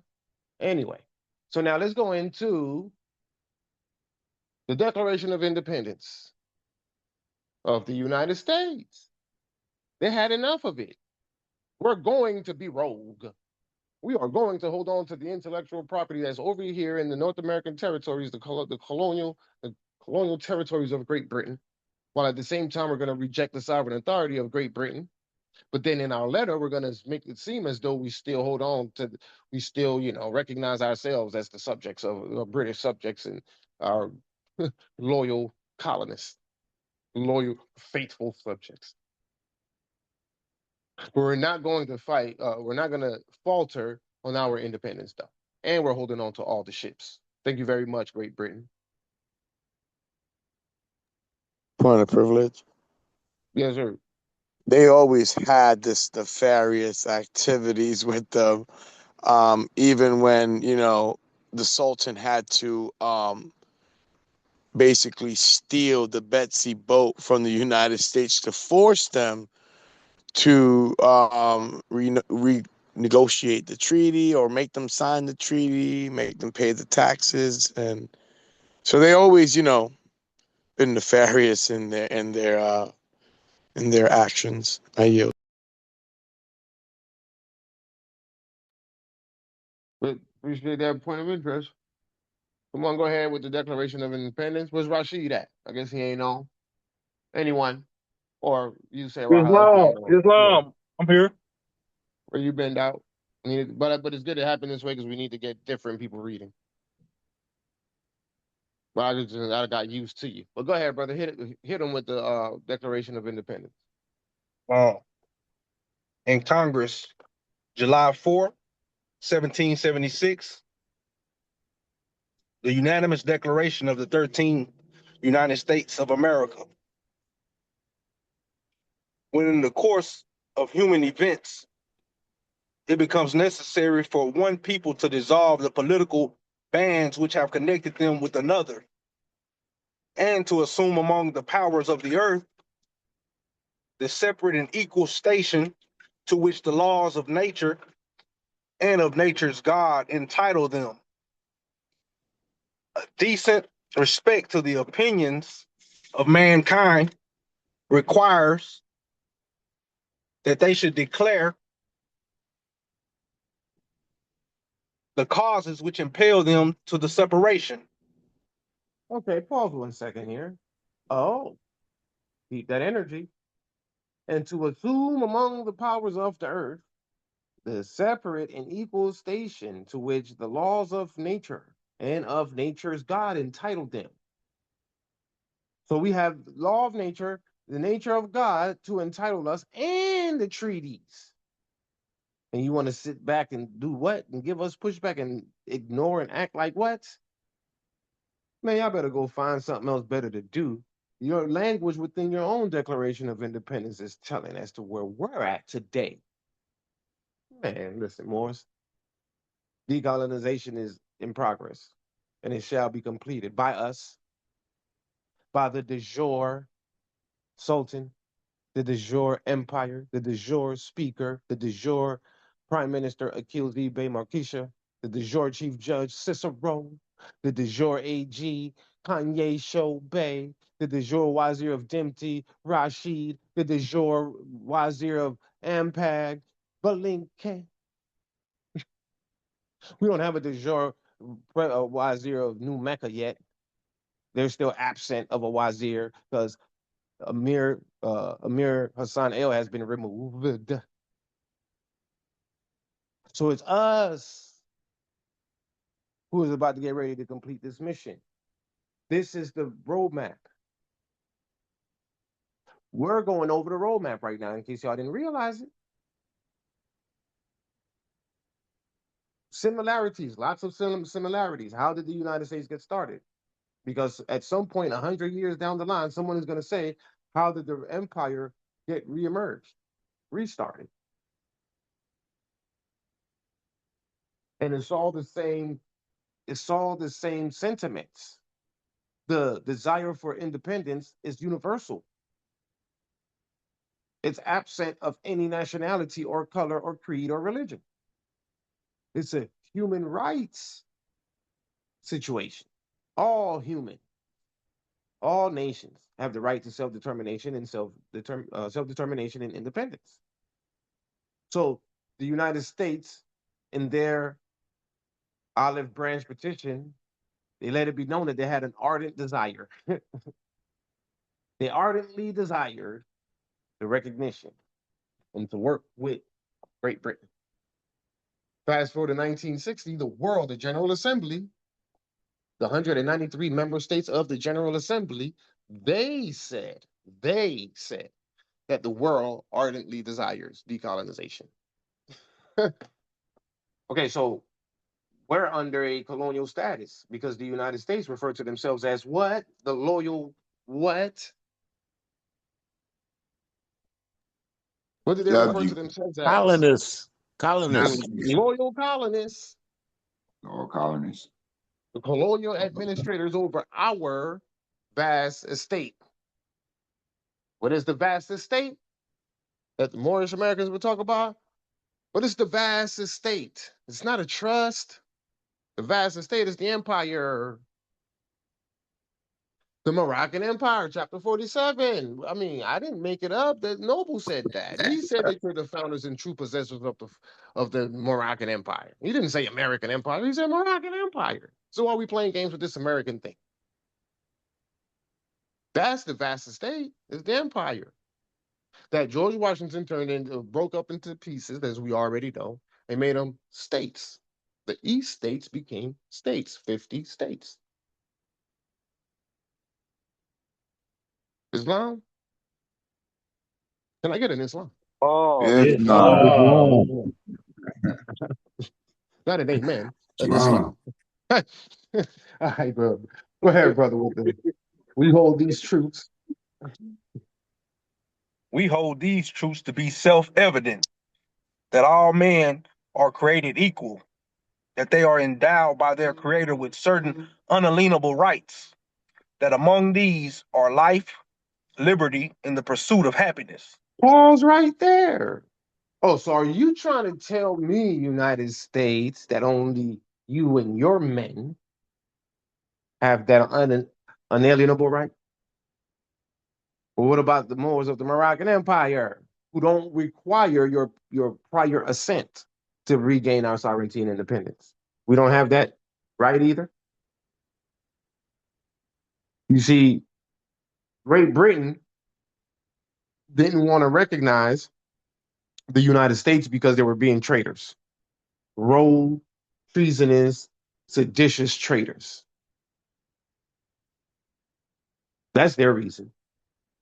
Why would the United States not want to recognize me? Not the empire. The empire has perpetual recognition. You signed the treaties, you recognized it then. The empire has been recognized in 1786, and even before then by the United States. So it's me. So do I not have that right? Me and my colleagues, the Moors as a whole. So what is the reason for that?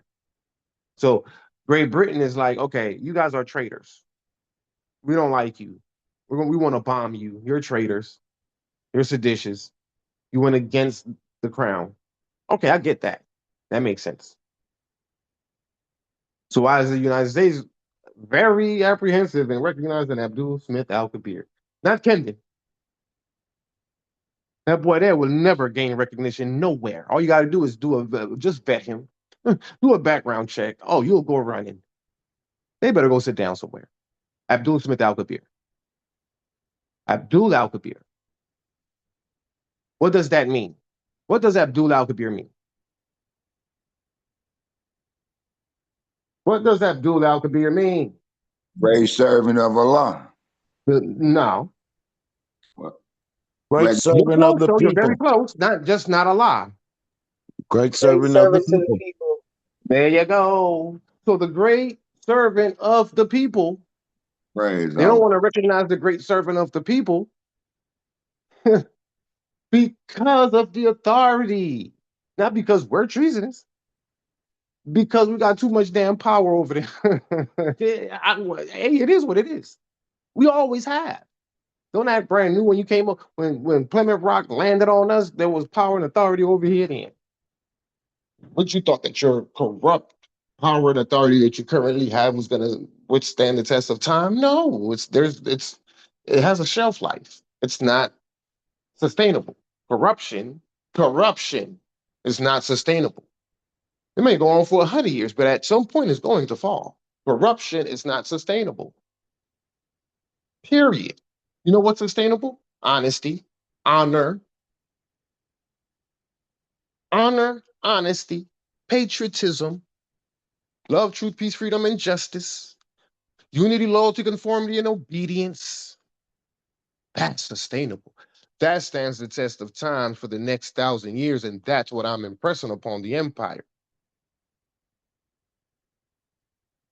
Not just with words, but with the actions. It's easy to just say, oh, be patriotic. It's a different thing for your actions to prove the same. Even worse, as a judge. There's honor there. That's why they are referred to as your honor. So when you violate and disregard the honorary status of being a judge, you will forever be cast as undesirable. Forever and a day. It's something that you can't get back once you expose yourself for being dishonorable. Once you let the world know that you are dishonorable, you will never get the honor back. You will never get that credibility back. That goes for an individual as well as a government. So the United States government has shown their lack of honor and in the corrupt way in which they have operated this government and how they have all their transgressions against the indigenous people, which means it has a shelf life, which means it's coming to an end. And what expedites the demise? What is it that would expedite the demise of the U.S. government? The rise of the Moors. If the Moors keep walking around with their pants off their behinds, not knowing knowledge of self, not knowing nothing or doing anything, all you're gonna do is extend their reign. Our acquiescence is extending their reign. Our rise shortens their reign. Period. Does that make sense, Morris? When we start to rise, they start to fall. So the days of acquiescing are over with. It's time now to take action, right? In order to achieve our sovereignty and independence. Because without that, we have nothing. So now we're seeing here, we hold these truths to be self-evident. And we know about this. This is a famous statement in the Declaration of Independence, that all men are created equal, that they are endowed by their creator with certain unalienable rights. Yes, you're absolutely right. That among these are life, liberty, and the pursuit of happiness. You are absolutely correct, sir. Thank you very much. That also applies to the native Moors in Morocco, of which the United States is living or residing within. I hope that makes sense. Go ahead, brother. Pursuit of happiness. That to secure? That to secure these rights, governments are instituted among men, deriving their just powers from the consent of the governed, that whenever any form of government becomes destructive of these ends, it is the right of the people to alter or to abolish it, and to institute new government, laying its foundation on such principles and organizing its powers in such form as to them shall seem most likely to affect their safety and happiness. Prudence, indeed, will dictate that governments long established should not be changed for light and transient causes, and accordingly all experience hath shown that mankind are more disposed to suffer while evils are sufferable than to right themselves by abolishing the forms to which they are accustomed. But when a long train of abuses and usurpations, pursuing invariably the same object, evinces a design to reduce them under absolute despotism, it is their right, it is their duty to throw off such government and to provide new guards for their future security. Such has been the patient sufferance of these colonies, and such is now the necessity which constrains them to alter their former systems of government. The history of the present King of Great Britain is a history of repeated injuries and usurpations, all having in direct object the establishment of an absolute tyranny over these states. To prove this, let facts be submitted to a candid world. He has refused his assent to laws, the most wholesome and necessary for the public good. He has forbidden his governors to pass laws of immediate and pressing importance, unless suspended in their operation till his assent should be obtained. And when so suspended, he has utterly neglected to attend them. He has refused to pass other laws for the accommodation of large districts of people, unless those people will relinquish the right of representation in the legislature, a right inestimable to them and formidable to tyrants only. He has called together legislative bodies at places unusual, uncomfortable, and distant from the depository of their public records, for the sole purpose of fatiguing them into compliance with his measures. He has dissolved representative houses repeatedly for opposing with manly firmness his invasions on the rights of the people. He has refused for a long time after such dissolutions to cause others to be elected, whereby the legislative powers incapable of annihilation are returned to the people at large for their exercise. The state remaining in the meantime exposed to all the dangers of invasion from without and convulsions within.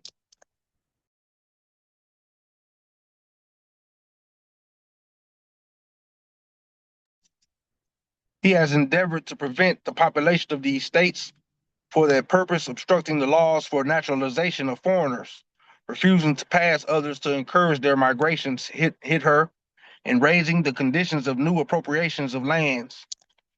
So they were He has a talking about naturalization of foreigners way back when. Naturalization of foreigners. Only foreigners can be naturalized. Based on that, so if that's the case, huh, what does that mean to the black man or for the black man? Oh, it means you're a foreigner, sir. But then where you from, though? Oh, it ain't Africa. It ain't Alkebulan. It ain't Nigeria, Congo, West Africa, Niger, Mali, none of that. It ain't Egypt either. It's this side of the world. It's the West. And the country, your mother country, so their mother country is Great Britain. Our mother country is Morocco, which then makes you a Moroccan, which then also makes you foreign to their jurisdiction, and they in their jurisdiction foreign to yours. So what happened? You are descendants of Moroccans who were born in America, naturalized. You was a Moroccan, which means you were a foreigner to America, but then you were born in America, which then makes you an American. So therefore, you're no longer a Moroccan. You were just the descendants of a Moroccan or descendants of Moroccans. You're descendants of them, but you're no longer Moroccan. Not on paper. On paper, you're an American, Jack. And don't get it twisted. A black, Negro, colored, African American, Moorish, all that stuff means American. It all means the same thing. The nationality for the protected Negroes is American under the 14th Amendment. The naturalization of foreigners, as expressed in their Declaration of Independence. Continue, brother.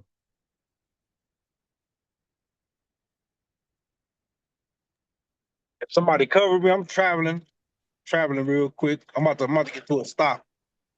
No worries. I'll go ahead and finish it up. He has obstructed the administration of justice by refusing his assent to laws for establishing judiciary powers. He has made judges dependent on his will alone for the tenure of their offices and the amount and payment of their salaries.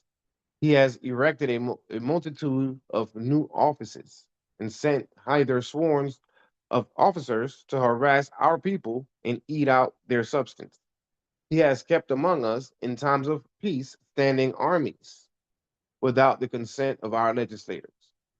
He has affected to render the military independent of and superior to the civil power.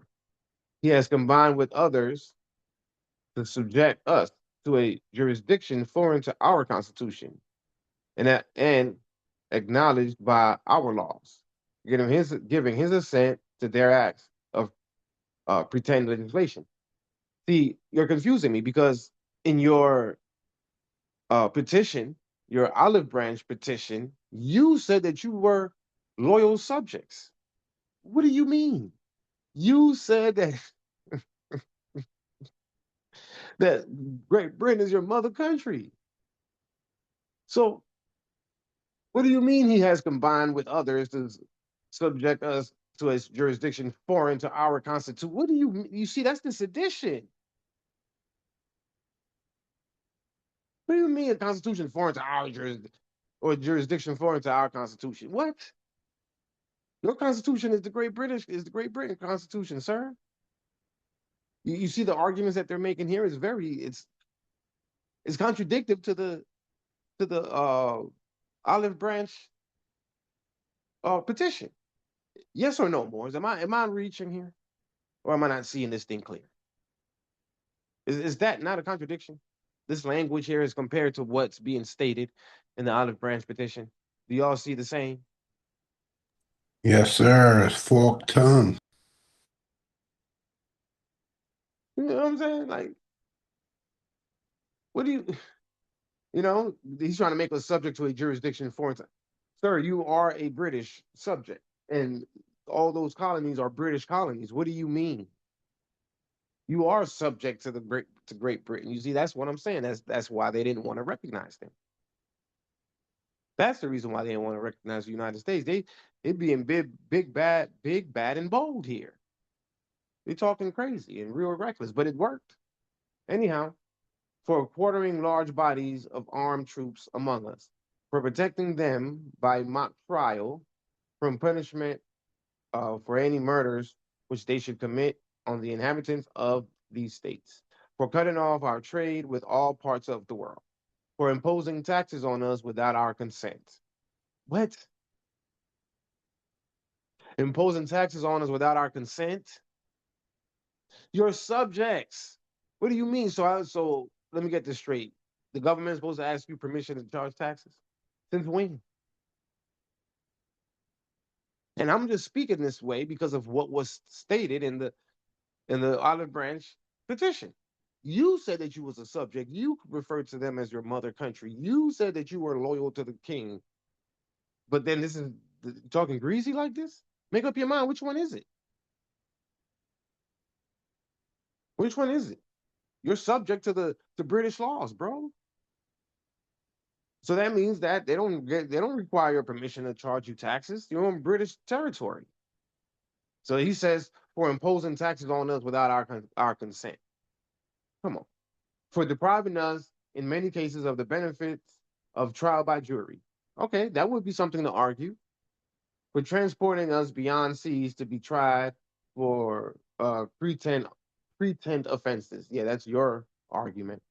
For abolishing the free system of English laws in a neighboring province, establishing therein an arbitrary government, and enlarging its boundaries so as to render it at once an example and fit instrument for introducing the same absolute rule into these colonies, for taking away our charters, abolishing our most valuable laws, and altering fundamentally the forms of our government. See, if the olive branch petition spoke like that, if in the olive branch, I wouldn't be saying this if in the olive branch petition they weren't saying what the things that they were saying. They were standing on we're American and we stand our ground and we don't recognize you as my king. You ain't my king, sir. I am not your loyal colonist or your loyal servant or loyal subject. We are seeking independence, but yet we're also seeking to maintain friendly relations with you. Then I would, y'all see what I'm saying? So, so this Declaration of Independence is not in alignment with what you're saying. This is hilarious. Point of I interest, hope I'm, Sheldon. I hope I'm not, I'm not the only one that's seeing this. Go ahead, bro. Islam. These are points that they are basically, to me, in my estimate, is making against Great Britain. You know what I'm saying? For their independence. All the violations, they was recognizing themselves as being British subjects. But at the same time, double speaking, they wanted to be granted independence in this territory, right? And they needed the backing or the support of a neighboring country to recognize that sovereignty and independence, if I may say. With that, I yield. I mean, well, that language should be reflected in the olive branch petition. That's my whole point. The olive branch petition is saying something totally different. I mean, they're literally accepting the jurisdiction. Just the same way the They Moors be asked, saying, well, you can't go in they the asking courtroom. Great Britain to acknowledge them as the 13 colonies being the United States of America. Great Correct. Britain's refusing. They saying no. That right.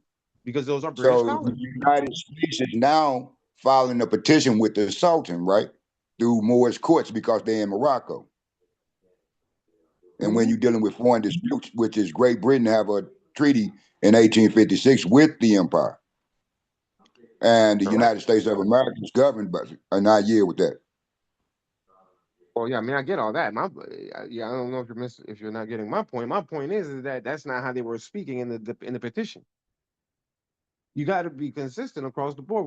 Where is it that you stand?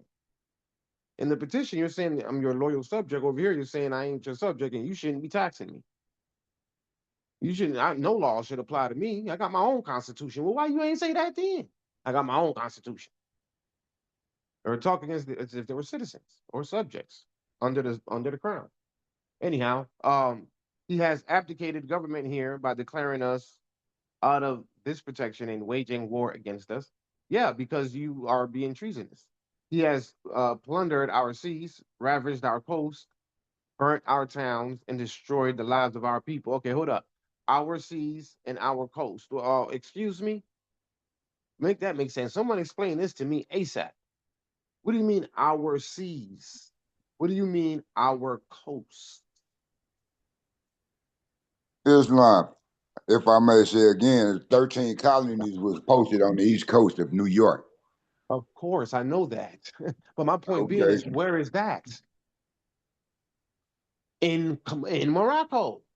Yes, of course, in Morocco. So they had to receive permission, being as though they was in Morocco with the 13 colonies. Am I correct?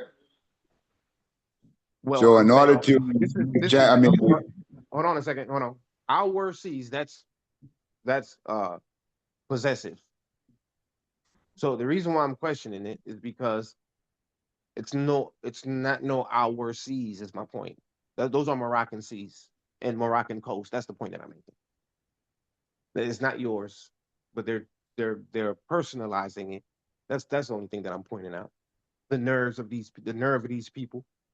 It's not your seas. It's not your coast. It's not even the British seas or the British coast. It's Moroccan seas and Moroccan coast. That's the point that I'm making, good brother. That's really what I'm saying. Right. Yeah. He has at this time transporting large armies of foreign mercenaries to complete the works of death, dissolution, and tyranny, already begun with circumstances of cruelty and perfidy, scarcely paralleled in the most barbarous ages, and totally unworthy the head of a civilized nation. He has constrained our fellow citizens taken captive on the high seas to bear arms against their country, to become the executioners of their friends and brethren, or to fall themselves by their hands. Okay?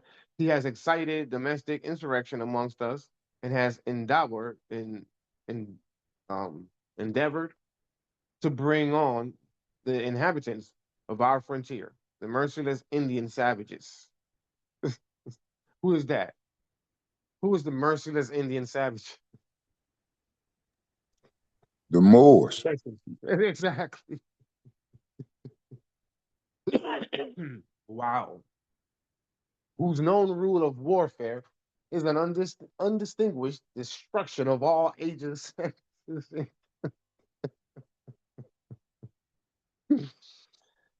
Pardon self. Pardon self. Oh man, these folks are something else. Honestly speaking, Moors, this is the first time that I actually read through the Declaration of Independence as I'm teaching this class. Keeping in mind, it's not my Declaration of Independence, or what do I care? I know our Declaration of Independence, though. Well, I don't know it, but I'm the one who read it. I don't have it memorized. I probably need to memorize it. But point being is, I've never read this, and this is hilarious, especially when you have a certain level of understanding. If you read this as a Negro, you're not going to find the humor that I'm seeing in it. When you're reading it as a Moor who has a certain level of erudition, a certain degree of knowledge, wisdom, and understanding, it becomes hilarious. You see? But that's neither here nor there. In every stage of these oppressions, we have petitioned for redress in the most humble terms. Our repeated petitions have been answered only by repeated injury.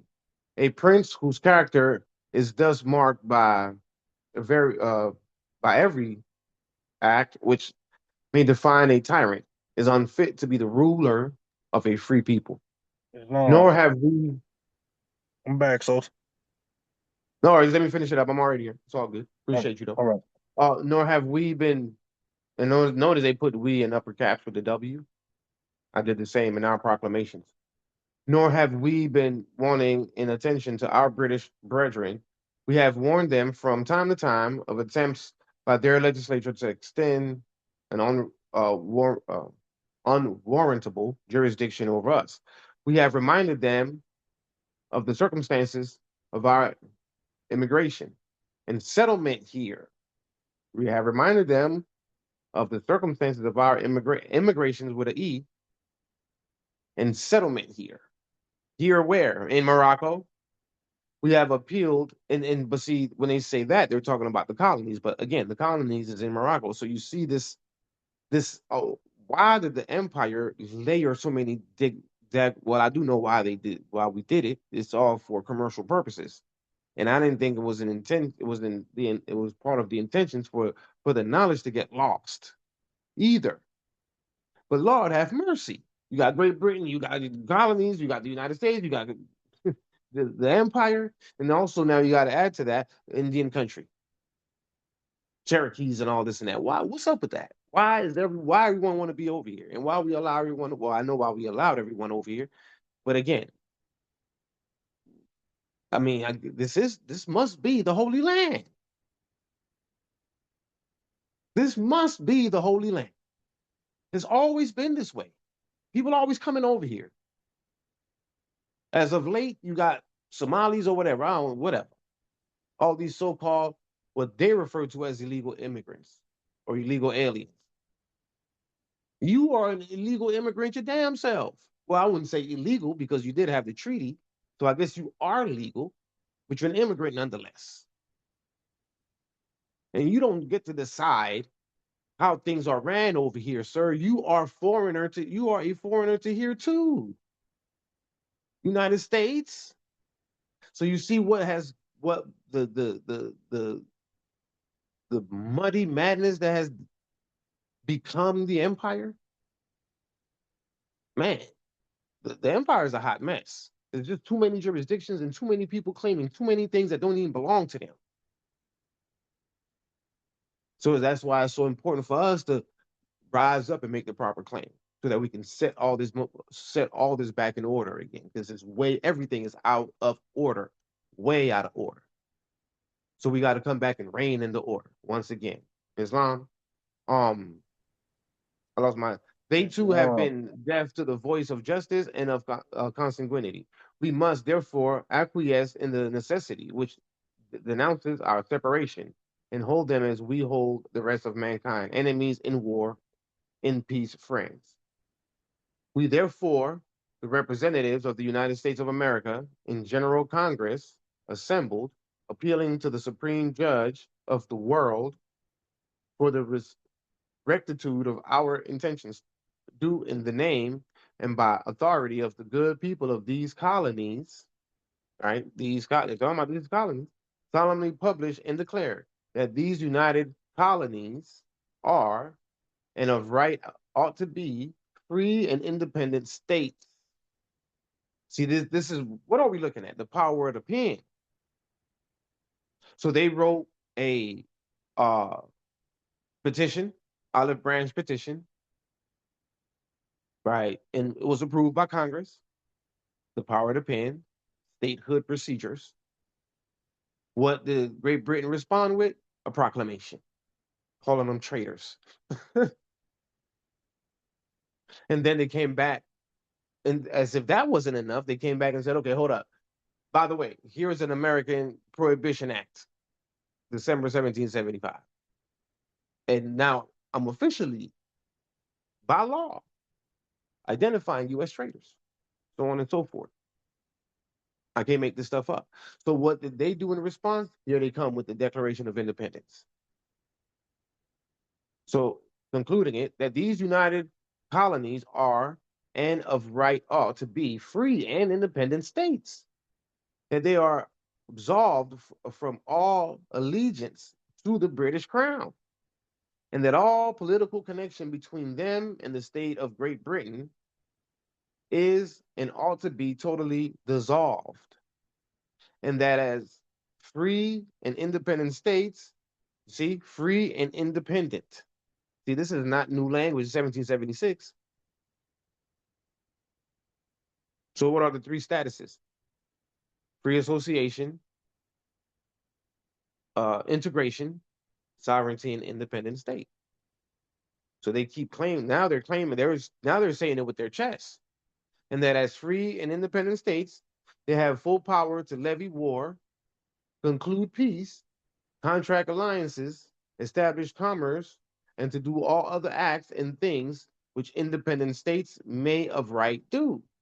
And for the support of this declaration, with a firm reliance on the protection of divine providence, we mutually pledge to each other our lives, our fortunes, and our sacred honor. I don't know what the hell they mean by our fortunes, but I'll get you with the sacred honor part. What do you mean our fortunes? Didn't you tell the Sultan that you was coming from the dissolution of a war and you ain't got no money? But your soil is fertile and your people are industrious.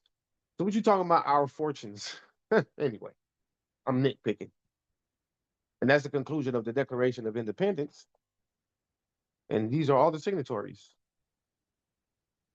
For Georgia, these are the signatories. Maryland, Delaware, Massachusetts, North Carolina, Virginia, New York, Rhode Island. What we're seeing here is statehood. What we just seen here is statehood. So you see, you got all these countries, right? So when we established, not countries, I'm sorry, states, colonies, when we established the WRC, we did exactly the same thing. When we established the empire, we did exactly the same thing. So when the WRC was established, all the internal states came together to recognize the WRC and one another, with the ratification of the Wazir and the Sayaraha. Same thing with the Constitution. When we established the empire, all the Sayarahas and all the Wazirs, including the Sultan, signed off on. So you had all these names. And then you had, but we didn't have all the internal states' names. But all the internal states were required to cede their territories to the empire, according to the Constitution. So this is what you're looking at. The language, this is the pen, the power of the pen. This last paragraph was the most powerful. Let's read it again. We, therefore, the representatives of the United States of America, in general Congress, assemble, appealing to the supreme judge of the world for the rectitude of our intentions, do in the name and by authority of the good people of these colonies. See, by the authority of the people. The authority comes from the people, Morris, you see? And by authority of the good of the people of these colonies, solemnly publish and declare that these united colonies are and of right ought to be free and independent states. So you're letting the world know this is what it's going to be with the proper application, the proper document, with the proper language. You see? And it has to come from the sovereign, the competent authority of the government. Now you not just I don't know, Caesar Rodney for Delaware, right? Right here. Caesar Rodney, not Caesar Rodney on his own. He didn't write the Declaration of Independence that this is what it is. When John who sent the olive branch proclamation or petition? Was it John Hancock? Yeah. Yeah, I believe it was John Hancock, the president of the Congress. Remember? Let's go back. John Hancock, president of the Congress. That's the competent authority representing the 13 colonies, the delegate, appointed delegate, if you will. So all these people came together and said, John Hancock, you're going to be the one to represent us, if you will, whatever.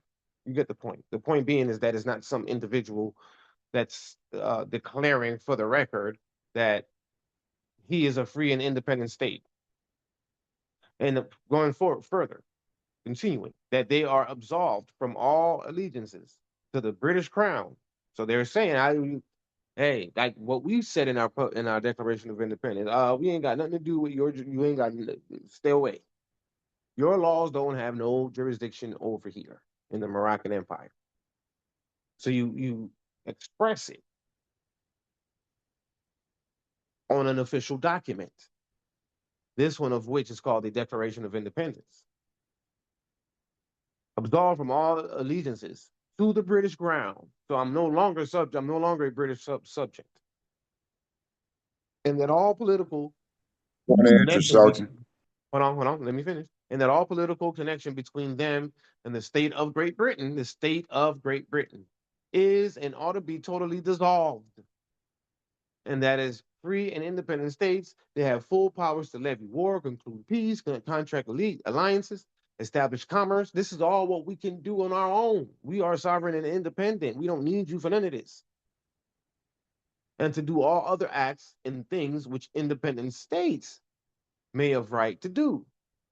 And for the support of this declaration, with a firm reliance on the protection of divine providence, we mutually pledge to each other. See, unity. Unity. So they pledge to each other their lives and the fortune that they ain't even have yet. They expected to have it, obviously, but they didn't have it at the time. And their sacred honor. So this came with unity and honor. That's the most powerful paragraph in this Declaration of Independence that came from the competent authority who was appointed or elected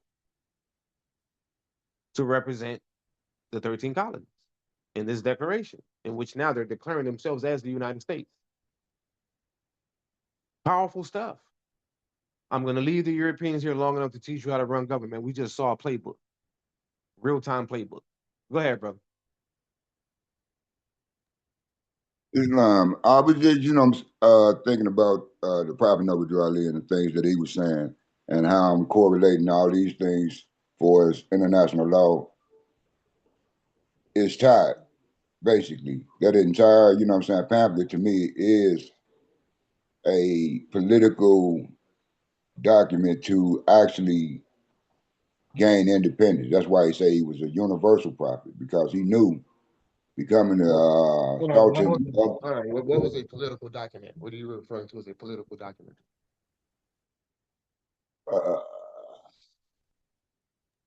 I said political document. From Noble Juali? Oh, I was looking at the book as a political document itself. Okay. The Circle 7. Let me make nine quick. Okay, the Circle 7 itself. Oh, that's what I'm asking. So you're saying that the Circle 7 is a political document? Yes, sir. Okay, go ahead, continue. I'm just clarifying that's what you were saying. Go ahead, continue. Yeah. And 40 years of just studying the prophet itself, you know what I'm saying? Then come full circle and overstand international law a little bit. It just look at me, I see things entirely different. You know what I'm saying? How we was played and how we was putting the trick bag just from studying these documents. And I give honors to the prophet because he first informed me about being investigative about a lot of things and a lot of people personally. And it gave me structure and character. I just want to, give honors to him for opening my opening my eyesight, my third eye to these things. With that, I yield.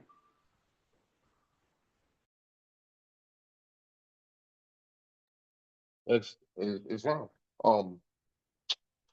How do I say it? There wouldn't be no Empire of Morocco right now today if it weren't for Noble Juali. And yes, the Circle 7 is a political document. shrouded in religion. When you talk about, I can't recall the name. I can't recall the name, the title to the chapter, but chapter 47 itself. There's nothing religious about that. Chapter 22, magistrates and subjects. There's nothing religious about that. There's a lot of political language in all those chapters. It's all political. Before you could even bring back the empire, you must know that you are of and from the empire. So he told you in chapter 47, you are the founders and true possessors of the Moroccan Empire. Does that sound like religion to you, to y'all? No.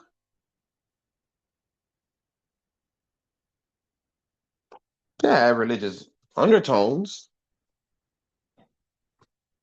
but that was the strategy, if you will. The protections. What type of protections? As a U.S. citizen, religious protections. This is the early 1900s, late 1800s. Everyone had to be, every, listen, Noble Ali wasn't the only one that knew about the Moors and the Moroccan Empire. This is the late 1800s, early 1900s. Come on. Noble Ali wasn't the only one that knew about this. A great deal of the population knew about it.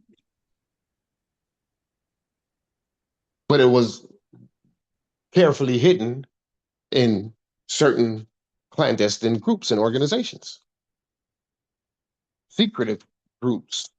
You know how they say Noble came from the Mason, was the Mason? Yeah. So he betrayed Masonry. That's why that's why I see him as a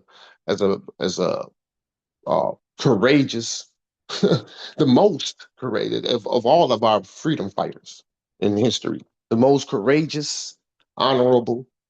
Because he said to the lodge and the whole system, sorry, but I gotta tell him. And I'm gonna tell him. It could mean my life, but I'm gonna tell him. Yeah, so we're gonna slice you from side to side and have all your intestines fall out. That's what they say is supposedly one of the punishments for breaking the oath. They cut your stomach open and causing your intestines to fall out or some crap like that. Whatever. But they did deal with them, didn't they? Through who? The same Moorish Americans. So yes, he definitely revealed this. That's what he said he was gonna. That's what he said. He said, "I'm here to unveil the secrets." That's what he did.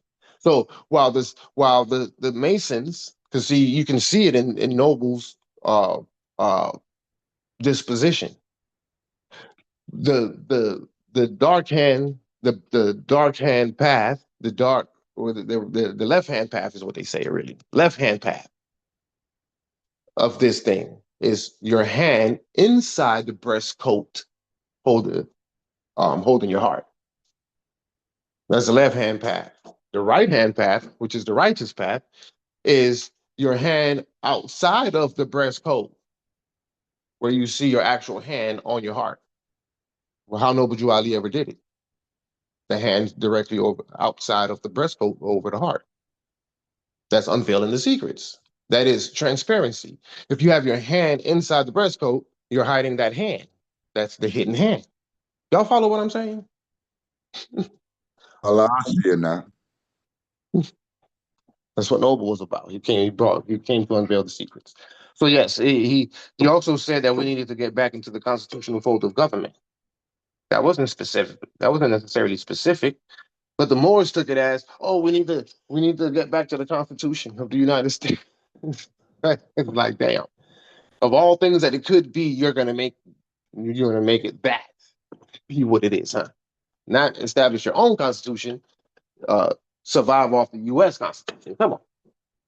Well, Noble didn't when he said that we are part and parcel of this said government. Why do you automatically? That wasn't specific. He didn't say part and parcel of the United States government. He said part and parcel of this said government. Why do you automatically assume that it's the United States? We're part and parcel of the United States. Keep in mind that one of the constitutions and bylaws would say part and partial I have the part and partial version. And other Moors that I used to study with, they would have the part and parcel version. Well, he couldn't have said both. So, good brother, what happened with was taking place with you is as you start to uh, increase your degrees of knowledge, wisdom, and understanding on an international level, all things in retrospect, in hindsight, right? You see things, as they say, it hits different. When you look back after you have increased your degrees, it hits different. Things you see things way different. You see Noble Drew Ali and his message way different. You can't see Noble Drew Ali's message with the same mindset of that you once had, absent of international law and statehood and treaties.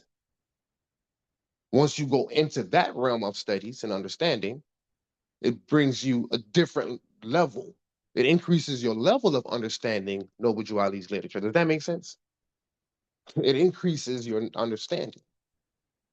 Praise all. It gives structure and character as well. Thank you. Mm-hmm. You can tell. I mean, just simple stuff like children, you're playing rich. he got that from the act of Roger Sheriff. Obvious. That's obvious. You can tell. There's no question about that. Anyhow, so that's the United States, Morris. Their history, their story. There's more to come. Um, the Empire was also involved in their assistance through a French merchant. I can't recall his name. It's a weird name. But he assigned this French merchant to the United States as a representative to assist them in their varying stages of advancement. So when the charter talks about the various stages of advancement, do you think that they pulled it out of their behinds? Or does that come from historical precedents? Which one do you think it is? That's a real question for the floor.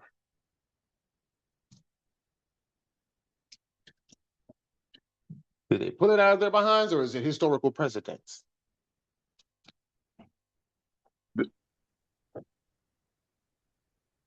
Could you ask Anyone? it one more time? Okay. The empire, right? The Sultan brought a French uh, a merchant, Frenchman merchant, to represent the United States on the world stage as they were going through their varying stages of advancement of gaining their recognition as a sovereign and independent state. That was in 17 something, 74, I don't know, 75, 76, something. We'll be going into that. So when you fast forward now, the United Nations talking about the colonized people require, or the colonists must assist the colonized, the indigenous people, as they go through their varying stages of advancement. My question was, did they pull that out of their behinds, that concept of assisting as you go through the varying stages of advancement? Did they pull it out of their behinds? Or is that based on historical precedents? That's the question. Historical precedents. There you go. It's based on historical precedent.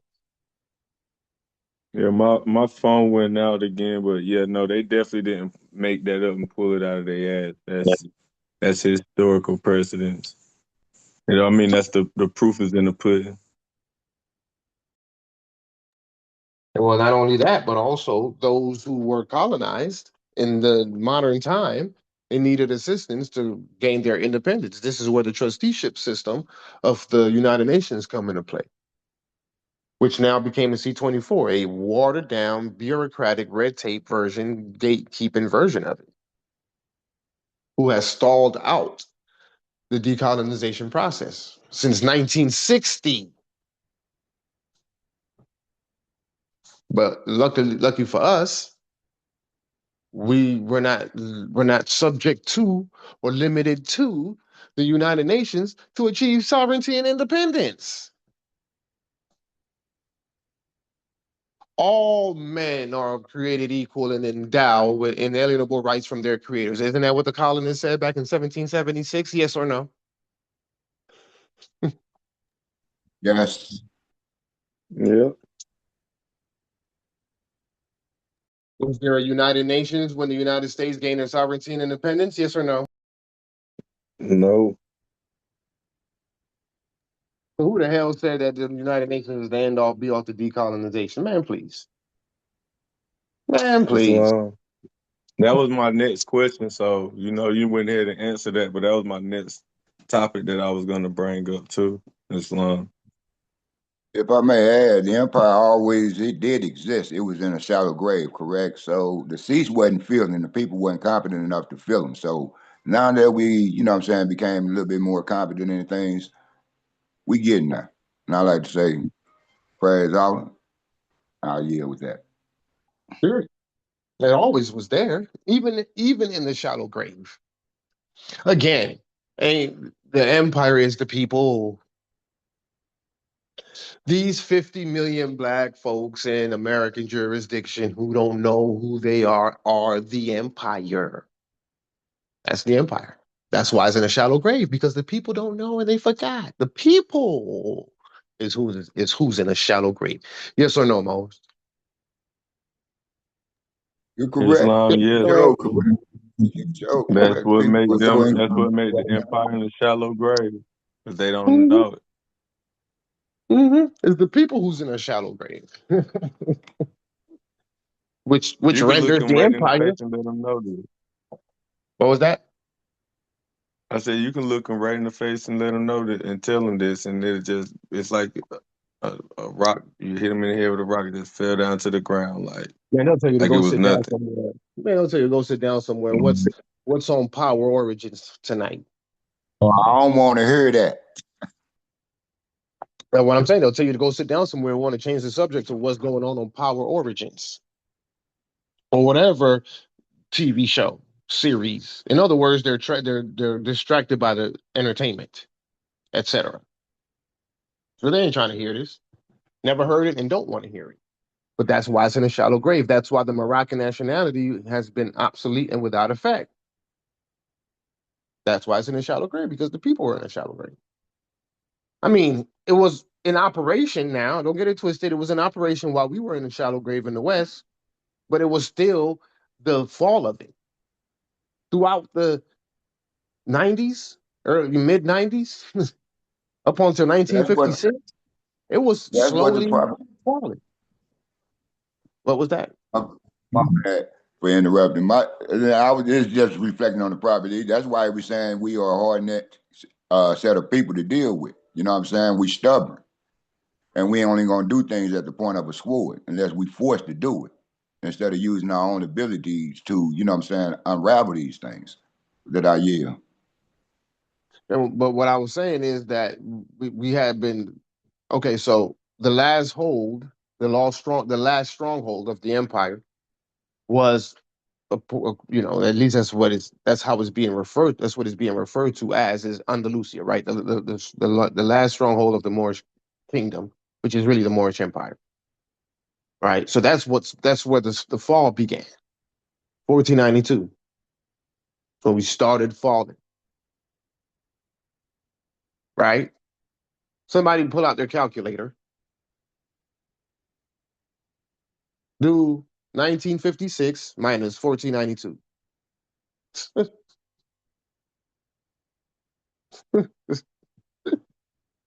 What's the result?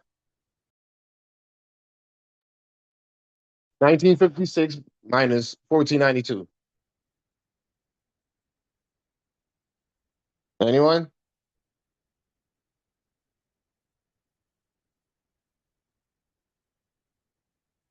What was the question? No. I said someone pull out your calculator and do a calculation of 1956 minus 1492. 464 days. 464. Thank you. That's how long it took for us to fall. For the empire, at least, to fall. It started in 1492, ended in 1956.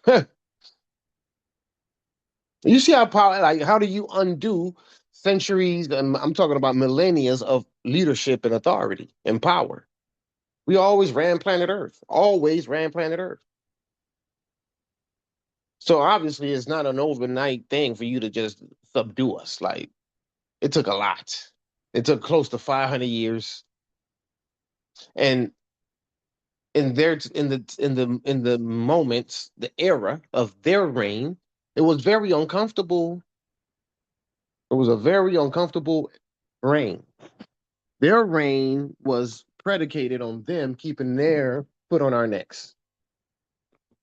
We was always their uh, cause of concern. We have always been a thorn in their shoes, constantly poking every toe. He can't even wear the shoe comfortably.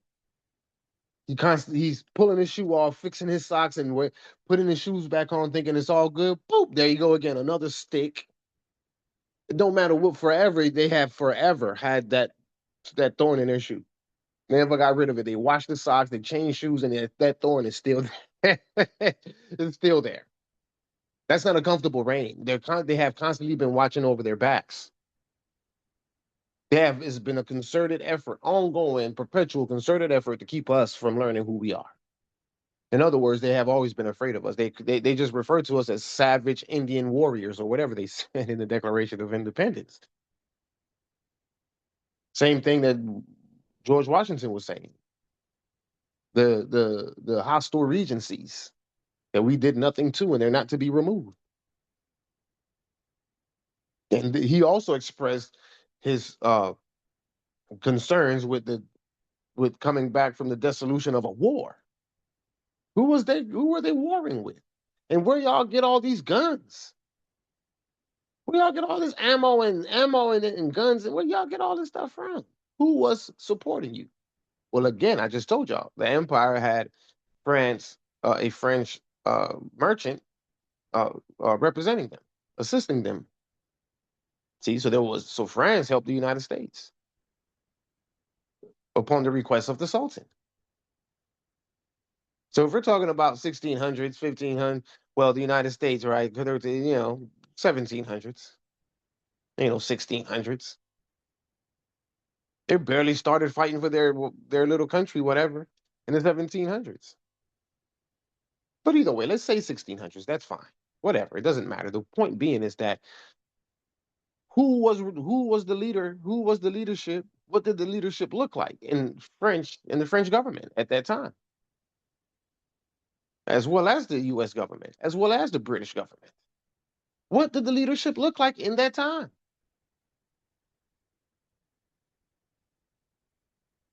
Did they look like the whitewashed Jesus?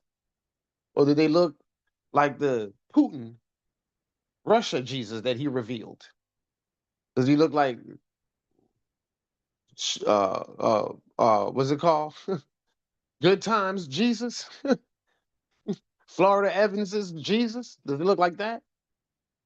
Or does it look like the brother on the corner that JJ uh, drew or painted?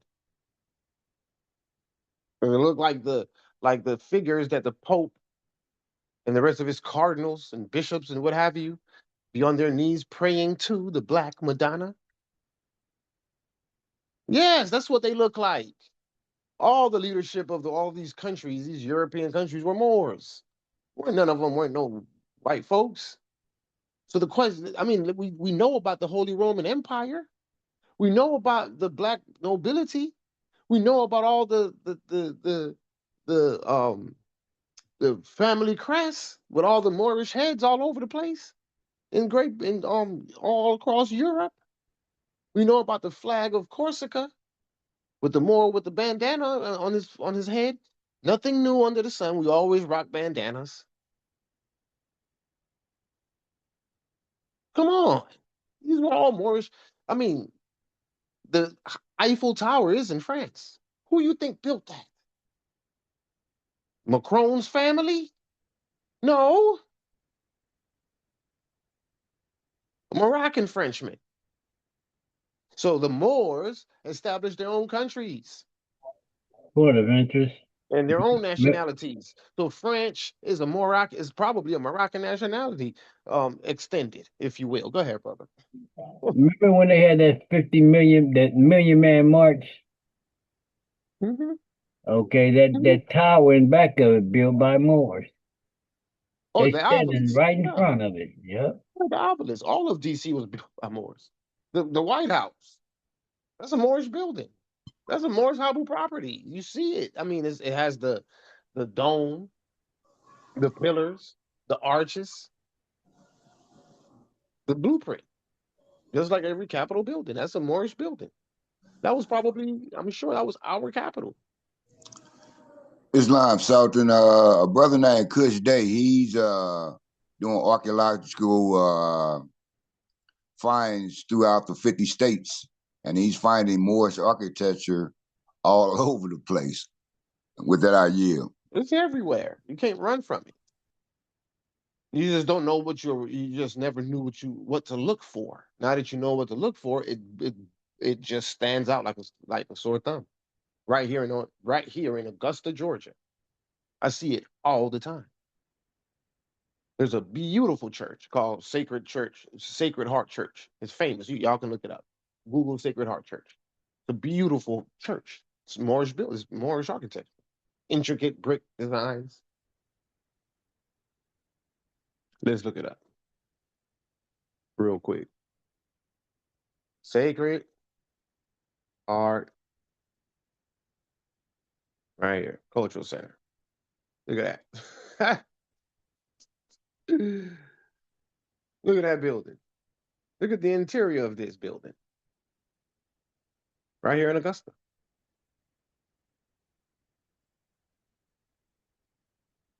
Look at this. Look at that. It's like a castle, don't it? When you get, like you see up here where the cursor is, when you're able to look at it, man, it's a beautiful, intricate brick design. It's crazy. I don't even know, right? So this is right here in Augusta, Georgia. That's supposed to be nothing. No one knows nothing about no Augusta, Georgia. Now look, Castle, Augusta, Castle,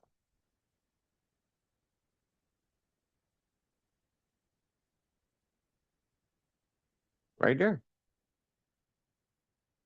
right here in Augusta. The whole castle. This thing is like 10 minutes away from me. It was repurposed as a powder mill in 1880. So now And they say you it's a see powder mill. the arches. Was that, brother? No, I was saying that you can also see the pillars and the arches in it, in the buildings that you were showing at the top.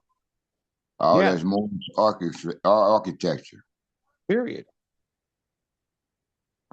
And the forts, you see the little forts over here at the top, like the castle, like the roof. You see this Watchtower. little the watchtower. Is that what yeah, but it's a fort though, right? But yeah. Yeah, that's I ended up here. Right? So this is all over the place. This is everywhere if you know what to look at. If you go University of Tampa,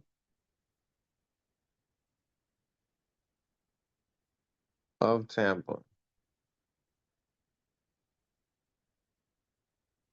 there. Look at that. Look at this. So then my question to anyone is, well, why they don't build buildings like that no more? Every new building is a box. They don't know I know how. They you. don't know how to. Well, yeah. Well, that was not the way that's not how I phrase it. Why is it that they're no longer building these buildings anymore? That's really the question, because it leads you to say, well, because the people who built the buildings are living in the projects, in my projects. That's who built these buildings. They And I forgot. wanted to see the It's Moors super walk back obvious. into them buildings. You want to see the Moors do what? Walk back into them buildings. That's sovereign and independent. That's a great thing to see. Let me raise your degrees. I want to see the Moors collect taxes on these buildings, let them keep it, and go build some new shit. Oh, Yes, sir. oh, Islam. yeah, yeah. We need the revenue. Thank you very much. 7% for the occupation of these Habu properties. Yes, sir. Pay up. So you keep it. You done already did what you did with it. Keep it. Pay your taxes. We'll go build something new with the money that you're paying us. See, I want to see the Moors get back to building these buildings, and the new version of these buildings is going to be something dramatic. All right, no doubt. He said when they go back to Europe, mines of gold is going to be revealed to the Moors. So riches is awaiting us. Well, we got to do the work up front in order to collect it. These are the buildings, man. Now, don't get it twisted. Now, one or two or three or four of these buildings will be reclaimed, but not all of them. Most of them, y'all can keep it. Just pay them taxes. I'm after the taxes. We'll go build something brand new that you ain't never set your stank behind in. Huh? Huh? You done set all in it, shit in it, did all types of stuff in it. Nah, I'm good. Y'all can have it. We'll do something else. We'll go build something brand new. Ain't that right, Morris? Isn't that how the mindset supposed to be? Yeah, Islam. We'll go build something Islam. new. I'm tired of my people sleeping across the street, butt naked and hungry and homeless when they got a whole asset right there in front of them that's supposed to be paying them residual income every, I think it's annum. So that's annually. Every year they're supposed to pay 7% on those buildings. That goes to the nation by way of the competent authority, right? By way of the government.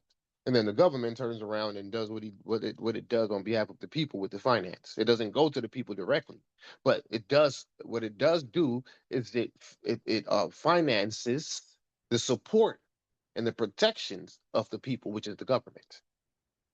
So now it's important for the people to know who the hell they're electing as their sultan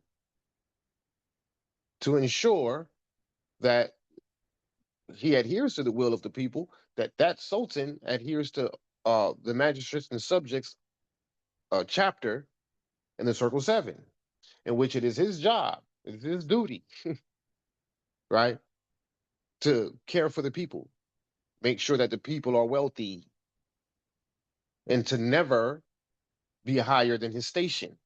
The scepter of power comes from the people. This is what chapter 22 speaks on magistrates and subjects. Every sultan needs to be at that needs to be. Me being the first sultan, I'm gonna make that uh chapter. I'm gonna demand every sultan from here on out to read it and study it and know it and to have it posted on the walls. That's Praise that Allah.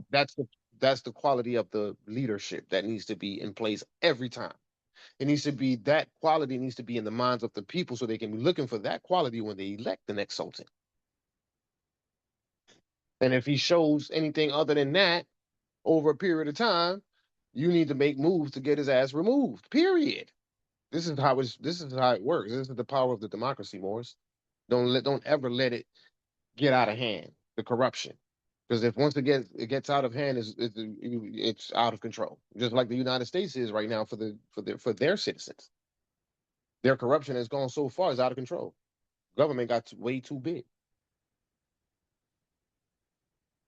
These are Jews that I'm dropping on everyone. These are statehood Jews, democracy Jews, because the goal and idea here is to maintain our sovereignty and independence through the empire for the next how many years, Morris? Have y'all been listening to me? 1,000 years. Mm-hmm. 1,000 years, Morris. We're gonna Oh, hold on to the empire for the next 1,000 years. Islam. So to my phone had went out. What quality you said that was that the Moors need to be aware of in the Sultan? Uh, Chapter 22, magistrates and subjects.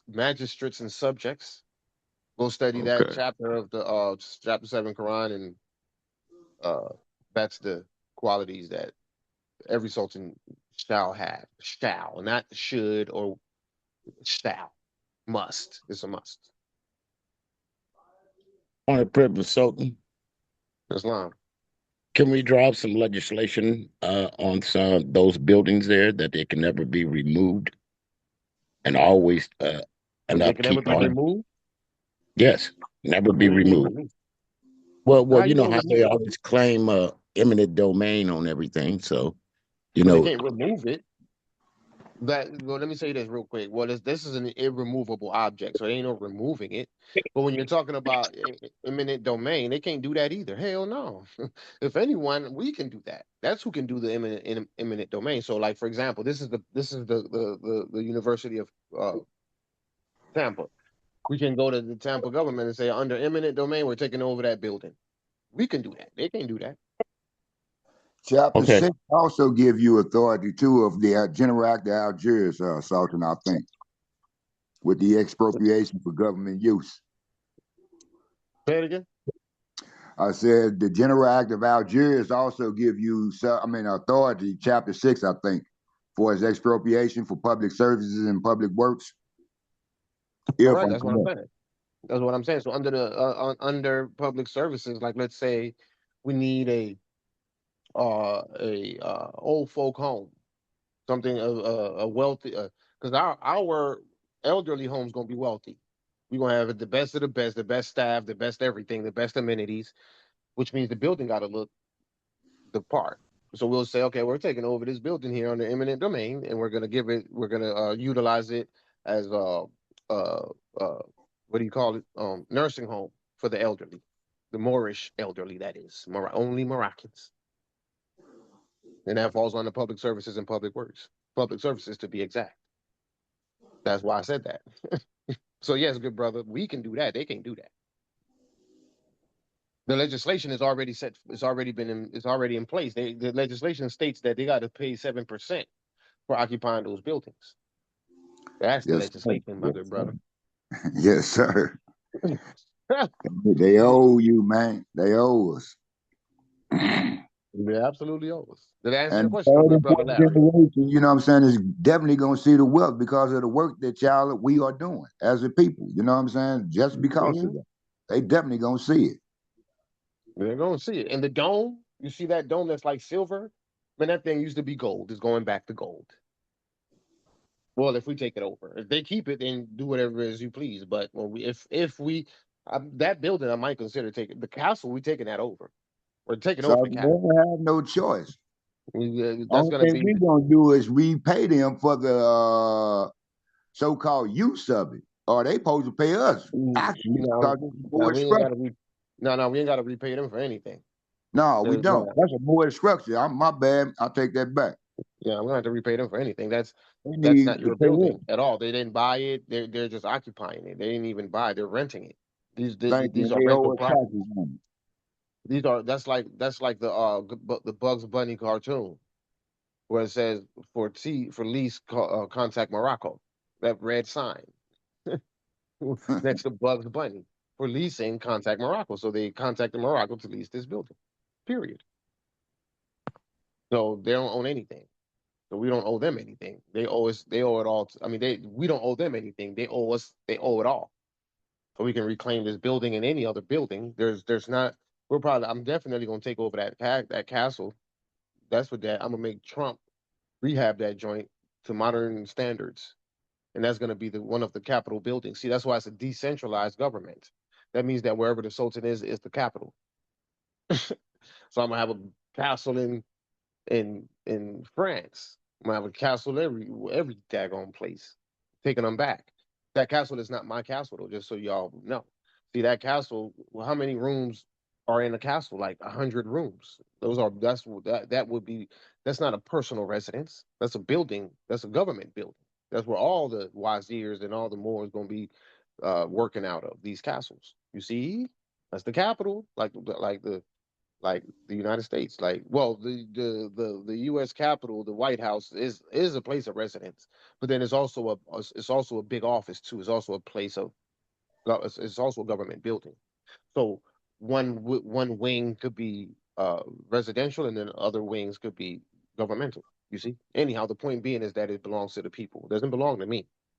Right. I'm just setting the precedents for the next generations because now that castle would already be reclaimed. So now the next sultan and that administration would have that castle as their capital. You see what I'm saying? It's setting up it's setting Right, everything up for the next generation. So it's don't get it twisted. I'm not saying it's gonna be mine. I'm just saying it starts the process of setting up the capital buildings for all the next sultans. Because I'm not the forever sultan here. This is not a monarchy.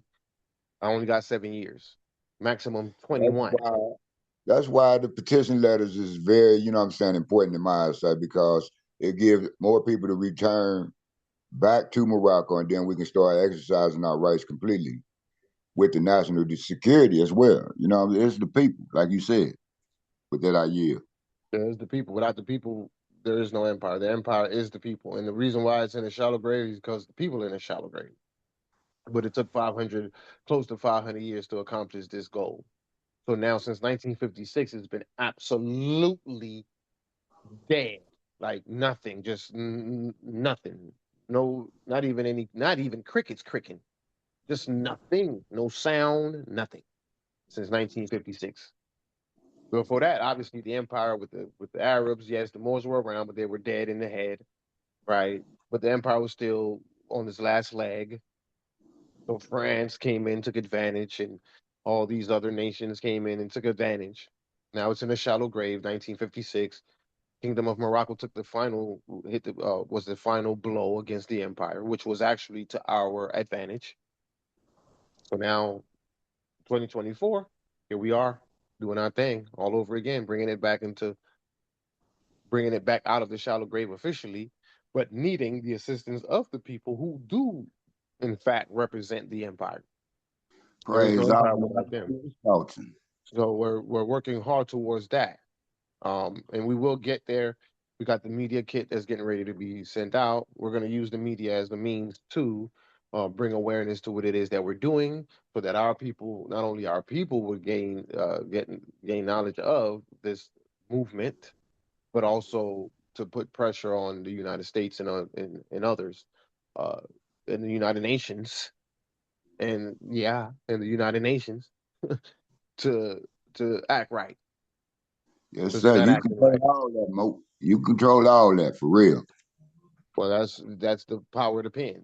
There's several pens, but the primary pen is the legislative pen. But the legislative pen sets you up for the educational pen, you see, and the economic pen and the financial pen. All the free institutions, they're pen. There's different levels to the pen, but it starts with the political pen and the judicial pen, the competent pen, the administration's pen. That's what comes first, which sets up the judicial and the economic and the financial and all the other reforms, the pens that are associated to those educational reforms and all. Media, right? The media print, magazines, newspaper, that's the pen. You got to control the narrative by way of that pen. So everything that was once whitewashed will be once again blackwashed. How you like them apples, oranges, and bananas. And Mm. obviously, I'm using a connotative term. Y'all get what I'm saying. Yes, sir. But that's the power of the pen.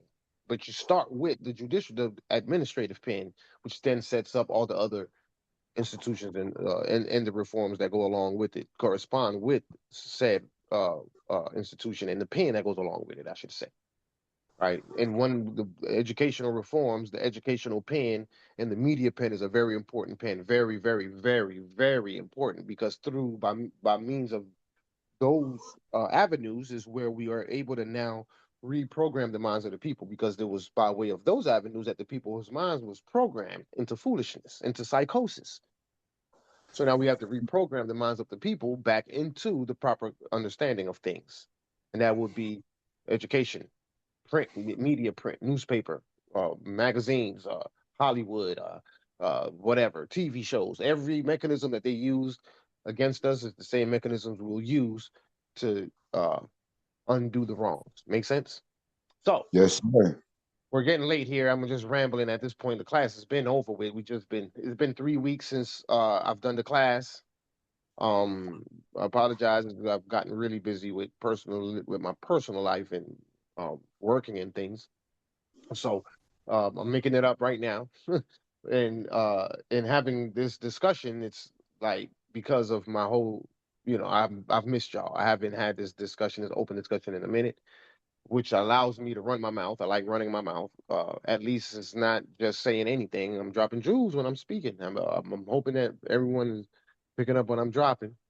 I am dropping some jewels here, uh, and doing the best that I can to uh, lead the empire down the path of righteousness and honor and patriotism, away from sedition and treason and corruption. Um, that was once upon a time an intricate part of the empire up until October of 2025, when things uh, start to take a positive turn. Notice that I said a positive turn, because what was left is what we have now, which is me as the Sultan, the de jure Sultan, the Empire as the Empire, the AG as the AG, the Prime Minister Akil as the Prime Minister Akil, the Speaker as Marquisha, Chief Judge as Cicero. That's positive. I'm glad that took place. I wouldn't change it for nothing in the world. If I could turn back the hands of time, I'll do it again. I enjoyed every bit of it, even the smear campaign. None of it matters. What matters is who's going to complete the mission of decolonization. And the question was asked to me by the seditious one, and he stated, and I quote, "I didn't put all this together for you to lead the way." Answer, yes, you did. Your mission is over with. Thank you very good much. Go sit down somewhere. With that, we'll go ahead and close out. Peace, love, and prosperity, everyone. Enjoy your evening. We'll reconvene again next week for another session. Peace and love, Morris. Peace and Peace love. and Peace and love. love. Long live the empire and its Islam, Long restoration. live the Islam, empire and his majesty the Sultan. Sultan. Sultan, long Long live live the the empire and his Sultan. Islam. majesty Sultan. We are one people. We are one state. The Moors We are Empire one and His Majesty the nationality. Sultan. Islam was. Much love, That's Moors. right. That's right. Islam.